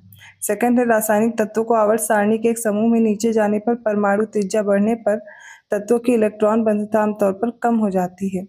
थर्ड है, दूध का जमना, लोहे में जंग लगना, दूध से दही बनना, कागज का जलना, ये सारे केमिकल चेंजेस होते हैं, रासायनिक परिवर्तन होते हैं। इसका राइट आंसर होगा ऑप्शन सी, तीनों करेक्ट है। 106 क्वेश्चन है, सही विकल्प चुनना है। पहला है, खुरपका, मुंहपका रोग और काउपॉक्स मवेशियों में होने वाले विषाणु जन्य संक्रमणीय रोग हैं। सेकंड है, एंथ्रेक्स बैसिलस एंथ्रेसिस, ये जीवाणु है, इसके द्वारा मवेशियों में एक संक्रामक रोग होता है। थर्ड है, मैड काउ डिजीज, ये एक ऐसी बीमारी जिसमें मवेशियों में ये जो कैटल्स होते हैं इनके ब्रेन को अफेक्ट करता है। फोर्थ है, कुष्ठ रोग, लेप्रेसी बोलते हैं, ये माइकोबैक्टीरियम लेप्री एक बैक्टीरिया जिसके कारण होती है, इन्फेक्शियस डिजीज है। इसका राइट आंसर होगा ऑप्शन डी, सारे स्टेटमेंट करेक्ट है। अगला प्रश्न देखिए, पहला कथन है, साइटोकाइनिन एक पादप हार्मोन है, इसका कार्य क्या है, कोशिका विभाजन, सेल डिवीजन। सेकेंड स्टेटमेंट है, 10 दिन से ज़्यादा अगर वो उपवास रखते हैं तो जो लीवर है इसमें ग्लूकोज का स्तर कम हो जाता है। थर्ड है, स्टेम कोशिकाएं, स्टेम सेल्स जो होती हैं इनमें एबिलिटी होती है, ठीक है, किसी भी जो बॉडी पार्ट है इसमें सेल को विकसित करने की। फोर्थ है, डीएनए में अचानक जो परिवर्तन होता है उसे म्यूटेशन बोलते हैं, अचानक से जो चेंजेस हो जाते हैं। इसका राइट आंसर ऑप्शन डी, सारे स्टेटमेंट करेक्ट है। नेक्स्ट क्वेश्चन है 108, पहला, बीटी कपास आनुवांशिक रूप से संशोधित कीट प्रतिरोधी कपास की एक किस्म है जो बॉलवर्म से निपटने के लिए कीटनाशक का उत्पादन करती है। मतलब बीटी कॉटन जो है genetically modified insect resistant cotton की वेराइटी है। सेकेंड है, इंगो पोट्रिकस और पीटर बेयर द्वारा 1990 के दशक में सामान्य चावल से गोल्डन राइस का निर्माण किया गया था। थर्ड है, एमनियोसेंटेसिस, एक तरह की ये महिलाओं में किया जाने वाला एक प्रसव पूर्व परीक्षण होता है। इससे टेस्ट करने से पहले ही जो बच्चों में डिजीजेज होती हैं जैसे कि डाउन सिंड्रोम है, अदर कोई क्रोमोसोमल डिजीज़ है, मतलब कोई जेनेटिक डिजीज़ है, इन सब की जांच करने के लिए की जाता है एमनियोसेंटेसिस। इसका राइट आंसर हो जाएगा ऑप्शन सी, तीनों करेक्ट हैं, ठीक है, यहाँ पर राइट आंसर होगा ऑप्शन सी। 109th क्वेश्चन, पहला स्टेटमेंट है, डीएनए फिंगरप्रिंटिंग तकनीक का उपयोग करके किसी के पितृत्व को स्थापित करने, आनुवांशिक रोग की पहचान करने, जानवरों की वंशावली स्थापित करने के लिए किया जाता है। अर्थात ये जो डीएनए फिंगरप्रिंटिंग टेक्नोलॉजी इसका यूज़ करते हैं पैटर्निटी टेस्ट के लिए या जेनेटिक डिजीज़ को रिकॉग्नाइज करने के लिए। सेकेंड है, जो फ्लोरेसेंट पाउडर है इसका उपयोग क्यों करते हैं, ये हाईलाइट करने के लिए उन सरफेस को जहाँ पर उंगलियों के निशान हैं उनको उजागर करने के लिए, ठीक है। थर्ड है, जो कैंसर सेल होती हैं एक पार्ट से दूसरे नियर बाय पार्ट में जो पहुंचती हैं इस प्रोसेस को बोलते हैं, इनका स्प्रेड होना कहलाता है प्लियोट्रोपिज्म अर्थात बहुप्रभाविता। फोर्थ है, एक ही जीन द्वारा 2 या 2 से अधिक विभिन्न लक्षणों के साथ नियंत्रण को अपरूपांतरण कहते हैं, मेटास्टैसिस बोलते हैं। इनमें से कौन से स्टेटमेंट करेक्ट हैं ये बताना है, ऑप्शंस आपके सामने हैं। इसका राइट आंसर होगा ऑप्शन ए, मतलब फर्स्ट और सेकंड स्टेटमेंट करेक्ट है, थर्ड और फोर्थ इनकरेक्ट है, क्योंकि कैंसर सेल्स जो एक भाग से दूसरे भाग तक पहुंचती हैं इसे मेटास्टैसिस बोलते हैं, ठीक है। अपरूपांतरण, जो एक ही जीन द्वारा 2 या 2 से अधिक विभिन्न लक्षणों के साथ नियंत्रण होता है उसको बोलते हैं बहुप्रभाविता, इसको बोलते हैं प्लियोट्रोपिज्म। अगले प्रश्न में सही विकल्प चुनना है। पहला, नीम में एजाडिरेक्टिन नामक रसायन पाया जाता है जिसमें कीटनाशक और कवकनाशी गुण होते हैं। सेकेंड है बायोडीजल का जो प्रोडक्शन है वो जेट्रोफा, करंजा, नाग चंपा, नीम इन सभी पौधों से किया जाता है। थर्ड है कीड़ों द्वारा फेरोमोन्स उत्सर्जित होते हैं जो अपोजिट सेक्स को अट्रैक्ट करते हैं। फोर्थ है क्लोरोफिल एक प्रोटीन क्लोरोफिल जो होता है एक प्रोटीन युक्त जटिल रासायनिक यौगिक है। वो क्या करता है, मैग्नीशियम जो इसका तत्व है मुख्य है, मतलब मैग्नीशियम क्लोरोफिल का एक मुख्य तत्व होता है जो कि अवशोषण में हेल्प करता है। इसका राइट आंसर क्या होगा, ऑप्शन डी, मतलब सारे स्टेटमेंट यहाँ पर करेक्ट हैं। 111th क्वेश्चन पे हम लोग आ चुके हैं। पहला इलेक्ट्रोमायोग्राफी, ये मस्तिष्क में उत्पन्न विद्युत गतिविधियों को रिकॉर्ड करता है। सेकंड है इलेक्ट्रोकार्डियोग्राफी, हृदय की विद्युत गतिविधियों को रिकॉर्ड किया जाता है। फिर है इलेक्ट्रोएंसेफेलोग्राफी, ये क्या करता है, मांसपेशियों को और उन्हें नियंत्रित करने वाली तंत्रिकाओं के स्वास्थ्य का परीक्षण करता है। इनमें से कौन सा करेक्ट होगा, केवल बी, दूसरा सही इलेक्ट्रोकार्डियोग्राफ, क्योंकि इलेक्ट्रोमायोग्राफ ये मांसपेशियों से रिलेटेड है और इलेक्ट्रोएंसेफेलोग्राफी मस्तिष्क की जाती है। नेक्स्ट क्वेश्चन देखते हैं। पहला, लिफ्ट में बैठे व्यक्ति को अपना वजन तब अधिक महसूस होगा जब लिफ्ट तेज गति से ऊपर जा रही हो। सेकंड है, ग्रीष्म ऋतु में पेंडुलम की लंबाई बढ़ने के कारण इसकी अवधि भी बढ़ जाती है जिसके परिणाम स्वरूप जो ग्रीष्म ऋतु है इसमें पेंडुलम की जो घड़ियां होती हैं वो धीमी हो जाती हैं। थर्ड है, पलायन वेग वह न्यूनतम वेग है जिसके साथ ऊपर फेंकी गई कोई वस्तु पृथ्वी के गुरुत्वाकर्षण क्षेत्र को पार कर जाती है, पृथ्वी पर कभी वापस नहीं आती है। इसका राइट आंसर होगा ऑप्शन सी, तीनों करेक्ट हैं। नेक्स्ट क्वेश्चन देखिए क्या है। पहला है आइसोहेलाइन, ये क्या होता है, समुद्र में समान लवणता वाले बिंदुओं को जोड़ने वाली रेखा। फिर है आइसोबाथ, समान वायुदाब को जोड़ने वाली। थर्ड है आइसोहाइट, समान ऊंचाई वाले बिंदुओं को। और फिर है आइसोबार, समान गहराई के बिंदुओं को जोड़ने वाली। पर यहाँ पर करेक्ट केवल फर्स्ट और थर्ड ही है, ऑप्शन ए करेक्ट होगा। अब इसमें गलती क्या है वो भी देखते चलिए। आइसोबाथ और आपका जो दिया गया है ये आइसोबाथ और आइसोबार में क्या डिफरेंस है, तो आइसोबाथ होता है समान गहराई वाले बिंदुओं को जोड़ता है और आइसोबार समान वायुदाब वाले बिंदुओं को जोड़ता है। नेक्स्ट क्वेश्चन देखते हैं। निम्नलिखित में से सही विकल्प चुनें। पहला, हवाई जहाज में एक नारंगी ब्लैक बॉक्स होता है जो एक ऑडियो रिकॉर्डिंग का उपकरण है जो विमान के कॉकपिट में पायलटों की बातचीत को रिकॉर्ड करता है। सेकंड है, लोहा, निकल, कोबाल्ट, लौह चुंबकीय पदार्थ चुंबक द्वारा अत्यधिक आकर्षित होते हैं। थर्ड है, एल्यूमिनियम एक अनुचुंबकीय पदार्थ है जो केवल एक बहुत शक्तिशाली चुंबक द्वारा आकर्षित होता है। फोर्थ है, टेप रिकॉर्डर के कैसेट में ध्वनि को फेरो मैग्नेटिक पाउडर से लेपित प्लास्टिक टेप पर रिकॉर्ड किया जाता है। तो यहाँ पर सारे स्टेटमेंट करेक्ट हैं इसलिए आप चूज करेंगे ऑप्शन डी। 115वां प्रश्न है। पहला देखिए, ट्रांसमीटर का उपयोग प्रत्यावर्ती धारा क्षमता को ऊपर और नीचे करने के लिए किया जाता है। सेकंड है, बैटरी को चार्ज करने के लिए दिष्ट धारा का उपयोग किया जाता है। इसके लिए प्रयुक्त चार्जर में लगा रेक्टिफायर ये प्रत्यावर्ती धारा को दिष्ट धारा में परिवर्तित करता है। थर्ड, इन्वर्टर एक विद्युत परिपथ है जो दिष्ट धारा को किसमें कन्वर्ट करेगा, डायरेक्ट करंट को अल्टरनेटिंग करंट में। फोर्थ, ट्रांसफार्मर क्या करता है, इसके माध्यम से एंटीना की मदद से विद्युत चुंबकीय संकेत प्रसारित होते हैं। कौन से कथन इनमें से गलत हैं, माफ कीजिएगा सही कौन से हैं ये पूछा गया। इसका राइट आंसर हो जाएगा ऑप्शन बी। सेकंड और थर्ड स्टेटमेंट करेक्ट है, पहला और चौथा गलत है क्योंकि ट्रांसमीटर का उपयोग करेंगे एंटीना की मदद से विद्युत चुंबकीय संकेत प्रसारित करने के लिए। ट्रांसफार्मर किस लिए यूज होता है, प्रत्यावर्ती धारा क्षमता को ऊपर और नीचे करने के लिए। तो ऑप्शन यहाँ पर जो करेक्ट है वो हो जाएगा बी। अगला प्रश्न है 116 क्वेश्चन है, देख करके सही विकल्प चुनना। पहला है, प्रतिदीप्ति बल्ब में मर्क्यूरी ऑक्साइड और हीलियम गैस भरी होती है। सेकंड है, न्यूट्रॉन की गति को धीमा करने के लिए भारी पानी, ग्रेफाइट और बेरिलियम ऑक्साइड का उपयोग मंदक के रूप में किया जाता है। थर्ड है, थोरियम एक महत्वपूर्ण परमाणु ईंधन है जो भारत में प्रचुर मात्रा में उपलब्ध है।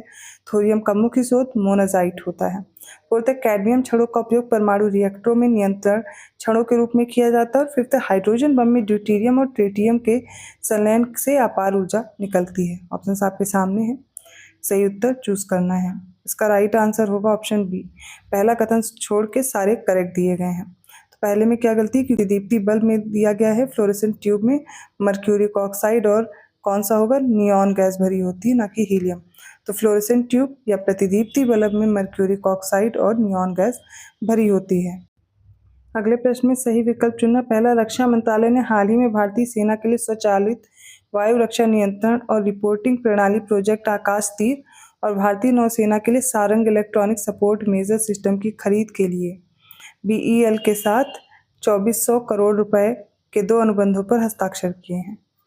करेक्ट हो जाएगा, माफ कीजिएगा, ये स्टेटमेंट करेक्ट है। सेकंड देख लेते हैं। संयुक्त अरब अमीरात के स्वच्छ ऊर्जा क्षेत्र के प्रमुख खिलाड़ी हैं मसदर। इन्होंने हाल ही में विश्व भविष्य ऊर्जा शिखर सम्मेलन और ग्रीन हाइड्रोजन शिखर सम्मेलन आयोजन की घोषणा की है।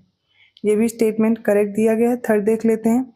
कर्नाटक विश्वविद्यालय के पुरातत्वविदों ने विभिन्न संस्थानों के सहयोग से हाल ही में गुजरात में पड़ता बेट में एक महत्वपूर्ण हड़प्पा बस्ती का पता लगाया है।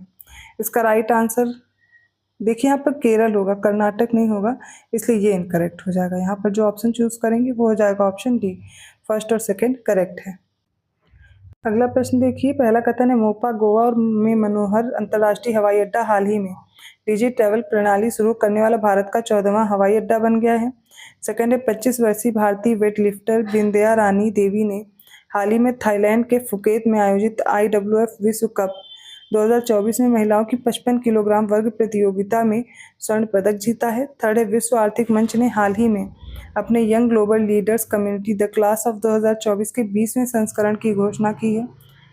फोर्थ है परमाणु ऊर्जा विभाग की योजनाओं के साथ भारत का जो लक्ष्य 2047 तक परमाणु ऊर्जा क्षमता को 1 लाख मेगावाट तक पहुंचाना है। अब इनमें से बताना है कौन सा विकल्प आपको सही दिया गया है। इसका राइट आंसर होगा सेकंड स्टेटमेंट छोड़ करके बाकी सारे सही हैं। सेकंड में क्या इनकरेक्ट है, तो यहाँ पर आपको याद रखना है कि इनको गोल्ड पदक नहीं मिला है, गोल्ड नहीं मिला है। यहाँ पर क्या हो जाएगा, ब्रॉन्ज, मतलब कांस्य पदक जीता है इन्होंने। ठीक है, राइट आंसर क्या होगा, कांस्य पदक। कौन है, वेट लिफ्टर है बिंदिया रानी। इन्होंने कौन सा मेडल प्राप्त किया है, तो ब्रॉन्ज मेडल, ना कि गोल्ड मेडल। इसका राइट आंसर भी देख लेते हैं, तो हो जाएगा क्या, ऑप्शन सी। 119वां प्रश्न है। पहला कथन है लोकप्रिय तेलुगु अभिनेता अल्लू अर्जुन की मोम की प्रतिमा का हाल ही में दुबई के मैडम तुसाद संग्रहालय में अनावरण किया गया है। सेकंड, हाल ही में राजस्थान के पाली जिले के जादन गांव में दुनिया के पहले ओम आकार के मंदिर का उद्घाटन किया गया है।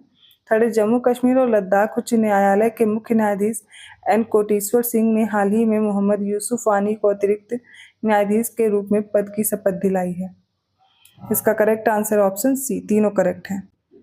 120वां प्रश्न है, देखते हैं सारे कथन। पहले, संयुक्त राष्ट्र महासभा ने हाल ही में हर साल 30 मार्च को अंतर्राष्ट्रीय शून्य अपशिष्ट दिवस मनाने का प्रस्ताव पारित किया है। सेकंड है टाटा समूह की वैश्विक व्यापार और वितरण शाखा टाटा इंटरनेशनल ने हाल ही में राजीव सिंघल को अपने प्रबंध निदेशक के रूप में नियुक्त करने की घोषणा की है।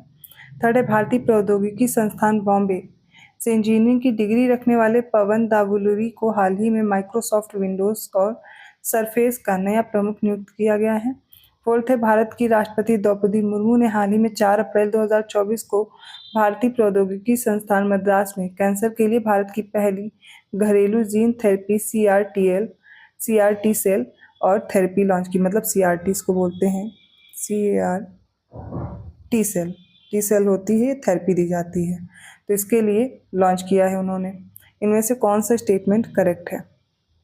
पहला और दूसरा तो करेक्ट है, तीसरा और चौथा इनकरेक्ट है, क्योंकि यहाँ पर आपको बस इनकरेक्ट क्या दिया गया, तो यहाँ पर होगा IIT बॉम्बे, ठीक है, और ये हो जाएगा IIT मद्रास, बस ये इनकरेक्ट है, इसलिए ऑप्शन ए सही होगा। 121 क्वेश्चन है। पहला, रक्षा अनुसंधान और विकास संगठन ने हाल ही में देश की हथियार प्रणालियों के लिए एक परीक्षण केंद्र स्थापित करने के लिए पश्चिम बंगाल के जुनपुट गांव में एक परियोजना शुरू की है। सेकंड है पूर्व प्रधानमंत्री मनमोहन सिंह हाल ही में 3 अप्रैल 2024 को राज्यसभा से सेवानिवृत्त हुए हैं। थर्ड है भारत सरकार ने हाल ही में बांग्लादेश, संयुक्त अरब अमीरात, बहरीन, मॉरिशस और भूटान जैसे मित्र देशों को प्याज के निर्यात की अनुमति दी है। फोर्थ है विश्व बैंक समूह ने हाल ही में भारतीय रिजर्व बैंक के पूर्व डिप्टी गवर्नर राकेश मोहन को अपने आर्थिक सलाहकार पैनल के सदस्य के रूप में नियुक्त किया है। यहाँ पर फर्स्ट, सेकंड, थर्ड, फोर्थ चारों स्टेटमेंट करेक्ट हैं। ऑप्शन कौन सा करेक्ट हो जाएगा? Option D. 122 क्वेश्चन है। पहले सारे स्टेटमेंट देखिए। हाल ही में जारी फोर्ब्स की 38वीं वार्षिक विश्व अरबपतियों की सूची में 2024 के अनुसार रिलायंस इंडस्ट्रीज लिमिटेड के अध्यक्ष और प्रबंध निदेशक मुकेश अंबानी इस सूची में जगह बनाने वाले एकमात्र भारतीय हैं। सेकंड है जिम्बाब्वे ने हाल ही में दक्षिण अफ्रीका में गंभीर सूखे की स्थिति के कारण आपातकाल की स्थिति की घोषणा की है। थर्ड है अनुभवी तमिल अभिनेता विश्वेश्वर राव का हाल ही में 64 वर्ष की आयु में निधन हो गया है। इसका राइट आंसर ऑप्शन सी, तीनों स्टेटमेंट करेक्ट है। 123 क्वेश्चन है, सारे स्टेटमेंट देखिए। पहला, हाल ही में राजस्थान के पाली जिले के जाडन गांव में दुनिया के पहले ओम आकार के मंदिर का उद्घाटन किया गया है। सेकंड है थाईलैंड की संसद के निचले सदन ने हाल ही में समलैंगिक विवाह को वैध बनाने के लिए एक अभूतपूर्व विधेयक पारित किया है। थर्ड है केंद्रीय संचार, इलेक्ट्रॉनिक्स और रेलवे मंत्री अश्विनी वैष्णव ने हाल ही में बेंगलुरु में 2.4 TDPS क्षमता वाले सबसे तेज स्वदेशी IP MPLS राउटर का अनावरण किया है। क्योंकि इसमें सारे स्टेटमेंट करेक्ट हैं, इसलिए ऑप्शन सी राइट होगा। 124 क्वेश्चन है, पहला, पाकिस्तान की प्रांतीय असेंबली के 3 बार सदस्य सरदार रमेश सिंह अरोड़ा हाल ही में पंजाब प्रांत के पहले सिख मंत्री बने हैं। सेकंड है विश्वविद्यालय अनुदान आयोग के सूचना और पुस्तकालय नेटवर्क केंद्र ने हाल ही में महिला वैज्ञानिकों और विज्ञान संकाय को जोड़ने में मदद के लिए she research network in India सेरनी लॉन्च किया है। थर्ड है वैज्ञानिकों ने हाल ही में क्वांटम अनुसंधान के लिए लेजर कूल्ड पॉजिट्रोनियम की पहली सफल लेजर कूलिंग हासिल की है। सारे स्टेटमेंट करेक्ट हैं, इसलिए ऑप्शन सी सही है। 125 क्वेश्चन है, निम्नलिखित में से सही विकल्प चुनें। पहला है वरिष्ठ PMLN नेता मरियम नवाज, PML नेता हैं, मरियम नवाज को हाल ही में पाकिस्तान के पंजाब प्रांत की पहली महिला मुख्यमंत्री बनाया गया है। ये कथन सही हो जाएगा। सेकंड है अल्जीरियाई राष्ट्रपति अब्देल मजीद तैब्बोन ने हाल ही में दुनिया की तीसरी सबसे बड़ी मस्जिद और अफ्रीका की सबसे बड़ी मस्जिद का अनावरण किया है। थर्ड है महिला प्रीमियर लीग के दूसरे संस्करण की शुरुआत के साथ जयसिंथा कल्याण देश की पहली महिला पिच क्यूरेटर बन गई हैं। फोर्थ है तमिलनाडु के पूर्व जूनियर क्रिकेटर 34 वर्षीय के होयसला का हाल ही में निधन हो गया है। इसमें फर्स्ट, सेकंड और थर्ड स्टेटमेंट करेक्ट है, फोर्थ इनकरेक्ट है। ये जो होयसला हैं ये कर्नाटक के हैं, ना कि तमिलनाडु के। तो राइट आंसर क्या हो जाएगा इसका? ऑप्शन बी, फर्स्ट, सेकंड और थर्ड। 126 क्वेश्चन है, सही विकल्प चुना। पहला, वैज्ञानिकों ने हाल ही में अमेजन वर्षा वन के बीच में छिपे एक विशाल एनाकोंडा सांप के अस्तित्व की खोज की है। सेकंड है हाल ही में NTPC ग्रीन एनर्जी लिमिटेड की राजस्थान के छत्तीसगढ़ में पहली सौर परियोजना ने 70 मेगावाट क्षमता का वाणिज्यिक संचालन शुरू करने की घोषणा की है। थर्ड है फुटबॉलर की दुनिया में विश्व कप 1990 के विजेता गोल स्कोरर जर्मनी के एंड्रियास ब्रेहम का हाल ही में 63 वर्ष की आयु में निधन हुआ है।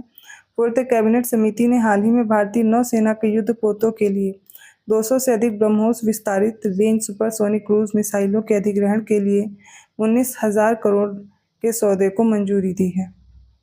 ऑप्शन देख करके सही उत्तर चुनना है और इसका राइट आंसर होगा सेकंड स्टेटमेंट छोड़ करके बाकी सारे करेक्ट हैं। सेकंड में क्या दिक्कत है, तो यहाँ पर आपको याद रखना है ये राजस्थान का छत्तीसगढ़ है। यहाँ पर पहली बार 70 मेगावाट क्षमता का वाणिज्यिक संचालन शुरू किया गया है और ये शुरू किया गया NTPC रिन्यूएबल एनर्जी लिमिटेड के द्वारा, ना कि ग्रीन एनर्जी लिमिटेड। तो NTPC रिन्यूएबल एनर्जी लिमिटेड के द्वारा। राइट आंसर क्या हो जाएगा इसका? Option C. अगला प्रश्न देखिए, सही विकल्प चुनना। पहला है भारतीय प्रतिभूति और विनिमय बोर्ड ने हाल ही में 3 साल के कार्यकाल के लिए G राम मोहन राव को कार्यकारी निदेशक नियुक्त करने की घोषणा की है। सेकंड है केंद्रीय मंत्री पीयूष गोयल ने हाल ही में नई दिल्ली में इंडिया मोबिलिटी ग्लोबल एक्सपो 2024 के लोगो और बुकलेट का अनावरण किया है। थर्ड है केंद्रीय मंत्रिमंडल ने हाल ही में भारतीय रेलवे को 2035 तक नेट शून्य कार्बन उत्सर्जन तक पहुंचने में मदद करने के लिए भारत और USAID के बीच समझौता ज्ञापन को मंजूरी दे दी है। यहाँ पर जो करेक्ट आंसर है वो ऑप्शन डी है। थर्ड स्टेटमेंट को छोड़ करके बाकी सारे सही हैं, क्योंकि यहाँ पर जो लक्ष्य रखा गया है वो 2030 तक है, ना कि 2035 का है। 128वां प्रश्न है, पहला है हाल ही में केंद्र सरकार ने अयोध्या हवाई अड्डे को अंतर्राष्ट्रीय हवाई अड्डे के रूप में मंजूरी दे दी है। सेकंड है रश्मि शुक्ला हाल ही में महाराष्ट्र की पहली महिला पुलिस महानिदेशक बनी है। थर्ड है हाल ही में श्री विकासशील को मनीला में एशियाई विकास बैंक के कार्यकारी निदेशक के रूप में चुना गया है। फोर्थ है हाल ही में इसरो ने PSLV C58 मिशन के दौरान पोयम 3 ऑर्बिटल प्लेटफॉर्म पर 100W polymer electrolyte membrane fuel cell power system का सफलतापूर्वक परीक्षण किया है। इसका राइट आंसर होगा ऑप्शन डी, सारे स्टेटमेंट सही हैं।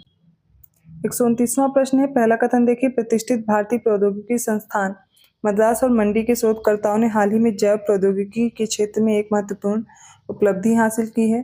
सेकेंड है, भारत सरकार ने हाल ही में संयुक्त अरब अमीरात में एक समर्पित व्यापार क्षेत्र भारत पार्क स्थापित करने की घोषणा की है। थर्ड है, संरक्षण और पारिस्थितिक सद्भाव बनाए रखने के लिए किर्गिस्तान ने हाल ही में आधिकारिक तौर पर हिम तेंदुए को अपने राष्ट्रीय प्रतीक के रूप में नामित किया है। राइट आंसर है ऑप्शन सी। 130वां प्रश्न है, पहला है, बांग्लादेश की प्रधानमंत्री शेख हसीना को हाल ही में 5वें कार्यकाल के लिए फिर चुना गया है। सेकंड है, सेवानिवृत्त जनरल वीके सिंह ने हाल ही में मनोरमा मिश्रा द्वारा लिखित पुस्तक संस्कृति के आयाम का विमोचन किया है। थर्ड है, भारतीय सेना के पूर्व सेना प्रमुख जनरल मनोज मुकुंद नरवणे ने 4 stars of destiny and autobiography शीर्षक से अपनी आत्मकथा लिखी है। फोर्थ है, अवतार ग्रुप के TCWI 2023 अध्ययन के अनुसार कामकाजी महिलाओं के लिए समावेशिता और समर्थन के मामले में चेन्नई ने हाल ही में 2023 में महिलाओं के लिए सर्वश्रेष्ठ भारतीय शहर के रूप में शीर्ष स्थान हासिल किया है। इसका राइट आंसर हो जाएगा ऑप्शन डी, सारे स्टेटमेंट करेक्ट है। 131st क्वेश्चन देखिए, पहला है, IOCL ने हाल ही में कृष्णा गोदावरी बेसिन में तेल उत्पादन शुरू करके एक महत्वपूर्ण उपलब्धि हासिल की है। सेकंड है, केरल की एक महिला ने हाल ही में संयुक्त अरब अमीरात के दुबई में 140 भाषाओं में गाना गाकर गिनीज वर्ल्ड रिकॉर्ड बनाया है। थर्ड है, उष्णकटिबंधीय चक्रवात अल्वारो ने हाल ही में मोरम्बो मेडागास्कर पर हमला किया, जिससे संपत्ति को व्यापक नुकसान हुआ है और 4500 से अधिक लोग प्रभावित हुए हैं। इनमें से बताना है कौन सा कथन सही है। इसका राइट आंसर होगा ऑप्शन बी, सेकंड और थर्ड करेक्ट है। पहला इनकरेक्ट है क्योंकि IOCL नहीं होगा यहाँ पर होगा ONGC द्वारा। अगला प्रश्न 132वां, सही कथन चुनना है। पहला देखिए, भारत के 34 वर्षीय मैराथन धावक मान सिंह ने हाल ही में एशियन मैराथन चैंपियनशिप 2024 में स्वर्ण पदक जीता है। सेकंड है, केंद्रीय स्वास्थ्य मंत्री डॉक्टर मनसुख मंडाविया ने MP के उज्जैन के नीलकंठ वन महाकाल लोक में एक भव्य कार्यक्रम में भारत की पहली स्वच्छ फूड स्ट्रीट प्रसादम का उद्घाटन किया है।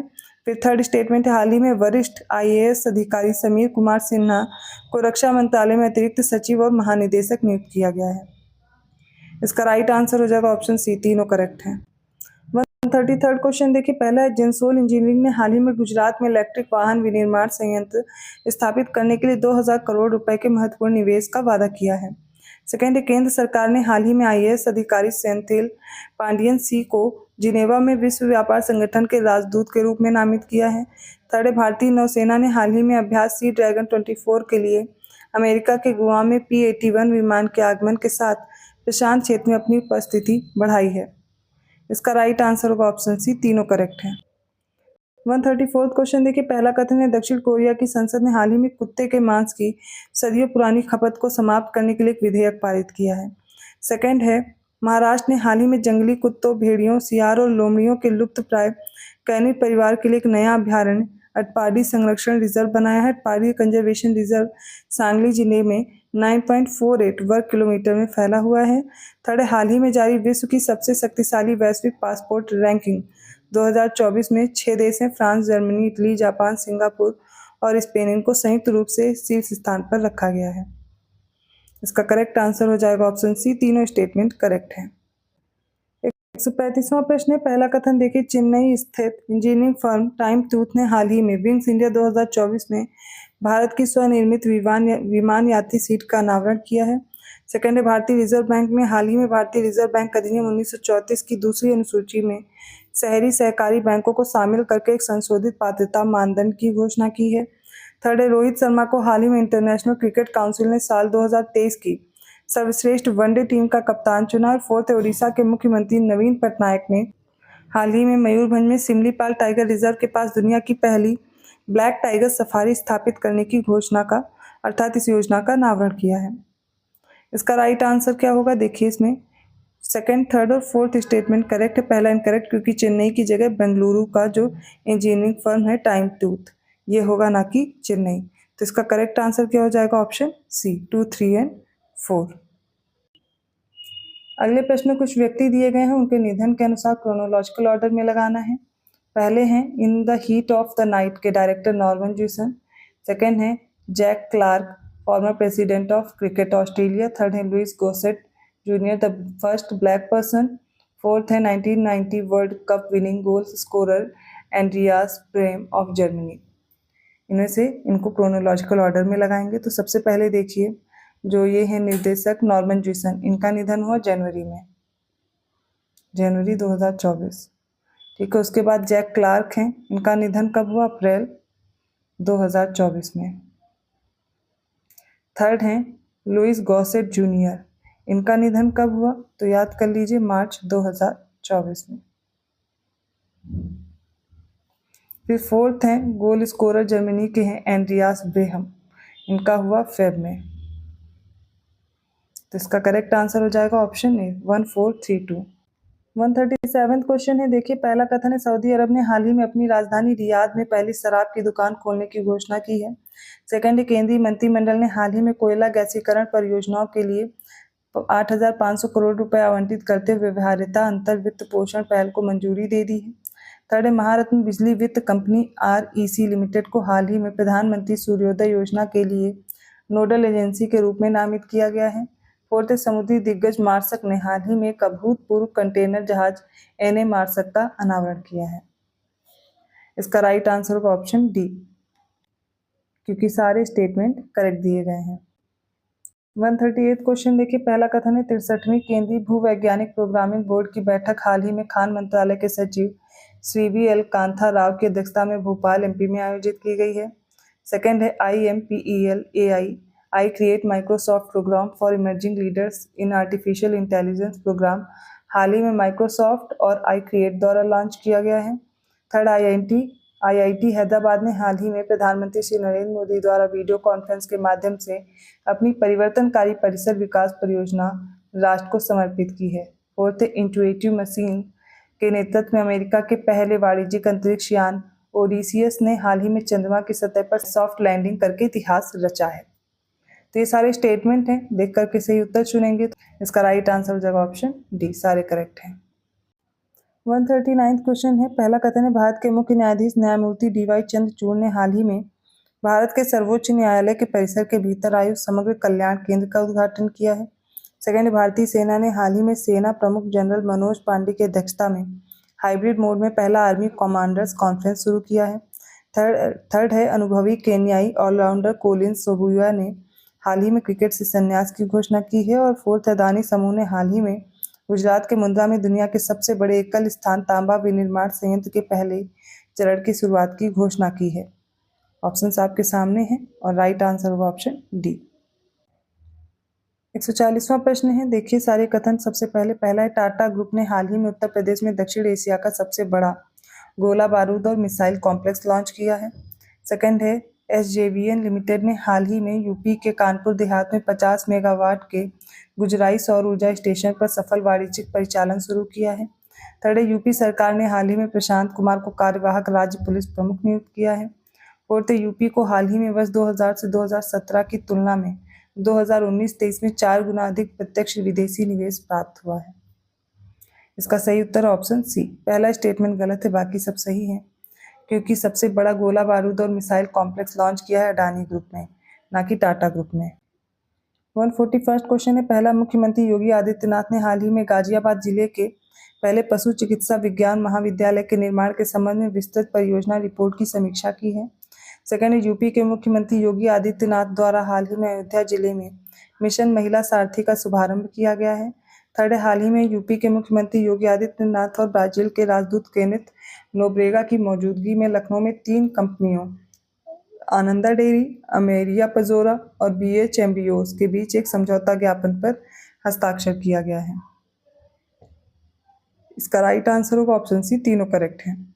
142 क्वेश्चन देखिए, पहला स्टेटमेंट है यूपी में छात्रों के लिए समान अवसर सुनिश्चित करने के लिए पावर एंजल और बाल संसद के नेतृत्व में हाल ही में हर बच्चे के लिए हर अधिकार अभियान शुरू किया गया। इस अभियान का विषय लैंगिक समानता और देखभाल और समर्थन पर केंद्रित है। सेकंड है यूपी के CM योगी आदित्यनाथ द्वारा हाल ही में लखनऊ शहर में नौसेना वीरता संग्रहालय निर्माण परियोजना का भूमि पूजन और शिलान्यास किया गया है। दोनों स्टेटमेंट करेक्ट हैं, इसलिए ऑप्शन सी राइट होगा।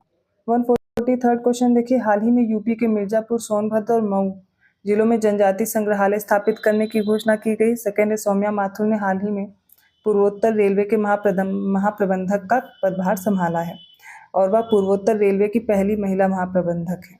थर्ड है हाल ही में यूपी के सहारनपुर स्थित भारतीय प्रौद्योगिकी संस्थान रुड़की के परिसर में देश का पहला टेलीकॉम एक्सीलेंस सेंटर स्थापित करने की घोषणा की गई है। देखिए यहाँ पर फर्स्ट स्टेटमेंट इनकरेक्ट है, बाकी सारे सही हैं, क्योंकि जो जनजाति संग्रहालय है इसमें मिर्जापुर है, सोनभद्र है और महाराजगंज है, मऊ नहीं शामिल है। इसलिए इसका जो राइट आंसर हो जाएगा वो हो जाएगा ऑप्शन बी, सेकंड और थर्ड करेक्ट है। 144 क्वेश्चन है, मुख्य सचिव दुर्गा शंकर मिश्र की अध्यक्षता में गठित एक उच्च स्तरीय समिति ने हाल ही में राज्य में 4 नए निजी विश्वविद्यालयों की स्थापना की मंजूरी दी है, वो कौन से हैं? केडी विश्वविद्यालय Mathura, Gandhi university Jhansi, Ajay Kumar Garg university Ghaziabad, Unnao university Unnao. इसका राइट आंसर होगा इसमें option B, KD university Mathura की, गांधी यूनिवर्सिटी और अजय कुमार गर्ग यूनिवर्सिटी शामिल होंगे। और उन्नाव की जो यूनिवर्सिटी ली गई है वो चंडीगढ़ यूनिवर्सिटी है, ठीक है, ना कि यहाँ पर उन्नाव। 145 क्वेश्चन देखिए, पहला स्टेटमेंट है यूपी अंतर्देशीय जलमार्ग प्राधिकरण विधेयक 2023 हाल ही में यूपी विधानसभा द्वारा पारित किया गया है। इसका उद्देश्य उत्तर प्रदेश अंतर्देशीय जलमार्ग प्राधिकरण का गठन करना है। सेकंड है यूपी के मुख्यमंत्री ने हाल ही में गोरखपुर के रामगढ़ ताल में लेक क्वीन क्रूज का उद्घाटन किया है।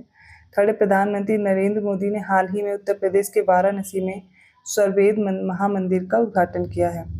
हाल ही में उत्तर प्रदेश के 7 और उत्पादों अमरोहा ढोलक कालपी हस्त निर्मित कागज, बागपत होम फर्निशिंग, बाराबंकी का हैंडलूम प्रोडक्ट, महोबा का गौर पत्थर हस्तशिल्प, मैनपुरी तारकसी संबल हॉर्नक्राफ्ट को हाल ही में जीआई टैग दिया गया है।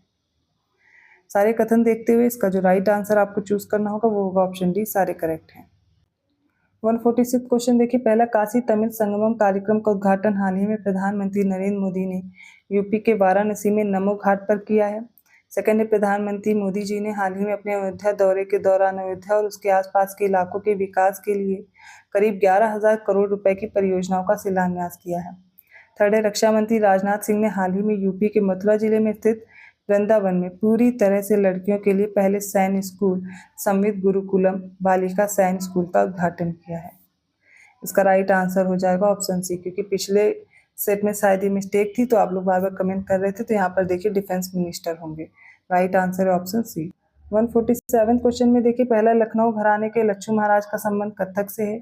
सेकंड है किराना घराने के फैयाज खान, इनका संबंध ध्रुपद गायन से है। बनारस घराने की गिरजा देवी हैं, ठुमरी की रानी इन्हें कहते हैं। और लखनऊ उत्तर प्रदेश के तलत महमूद को सबसे प्रसिद्ध भारतीय फिल्मी गीत और गजल गायकों में से एक के रूप में माना जाता है। इसका right answer option C, first, third और फोर्थ करेक्ट है, ठीक है। ये जो फैयाज खान है ध्रुपद गायन से संबंधित हैं, ये आगरा घराने से, ना कि किराना घराने से। 148 क्वेश्चन है, यूपी के प्रतिष्ठित मेलों और शहरों से संबंधित सही विकल्प चुने। बटेश्वर मेला आगरा, हरिदास जयंती मेला मथुरा, देवा मेला बस्ती, नौचंदी मेला मेरठ। इसमें से पहला और चौथा सही है, बाकी सारे गलत हैं। हरिदास जयंती मेला वृंदावन में लगता है, देवा मेला लगता है बाराबंकी में। 149 क्वेश्चन पे आ चुके हैं हम लोग। देखिए, पहला कथन है यूपी हिंदी संस्थान की स्थापना 30 दिसंबर 1975 को लखनऊ में हुई थी। सेकंड है यूपी संस्कृत संस्थानम की स्थापना 31 दिसंबर 1976 लखनऊ में। हिंदुस्तान अकादमी प्रयागराज की स्थापना 22 जनवरी 1927 को संयुक्त प्रांत सरकार द्वारा। फोर्थ है यूपी उर्दू अकादमी लखनऊ की स्थापना जनवरी 1972 में। इसमें से जो करेक्ट है वो ऑप्शन सी है, सेकंड, थर्ड और फोर्थ करेक्ट है। फर्स्ट इनकरेक्ट है, क्योंकि उत्तर प्रदेश हिंदी संस्थान की स्थापना हुई 30 दिसंबर 1976 को लखनऊ में। आज के सेट का लास्ट क्वेश्चन है, पहला पेपर टेक्नोलॉजी इंस्टीट्यूट यूपी के सहारनपुर जिले में स्थित है। सेकंड है यूपी गन्ना अनुसंधान परिषद यूपी के शाहजहांपुर जिले में है। थर्ड है भारत छोड़ो आंदोलन के दौरान यूपी के बलिया जिले में एक समानांतर सरकार की स्थापना की गई थी। फोर्थ है गोंड जनजाति उत्तर प्रदेश के बिजनौर और आगरा जिले में पाई जाती है। ऑप्शन आपके सामने है, राइट आंसर हो जाएगा ऑप्शन बी, फर्स्ट, सेकंड और थर्ड करेक्ट है। फोर्थ इनकरेक्ट है, क्योंकि यहाँ पर बुक्सा जनजाति होगी, ठीक है, ना कि गोंड। बिजनौर और आगरा में बुक्सा जनजाति पाई जाती है। तो ये थे आज के सेट के इंपॉर्टेंट क्वेश्चंस। आई होप आपको समझ में आएंगे। किसी भी क्वेश्चन में डाउट है आप कमेंट करके पूछ सकते हैं। अगर वीडियो अच्छा लगा प्लीज़ लाइक कीजिए, चैनल को सब्सक्राइब कीजिए और लोगों को शेयर करते रहिए। ऐसे ही नए सेट के साथ मैं मिलती हूँ नेक्स्ट वीडियो में कल रात को 9 बजे। तब तक के लिए धन्यवाद।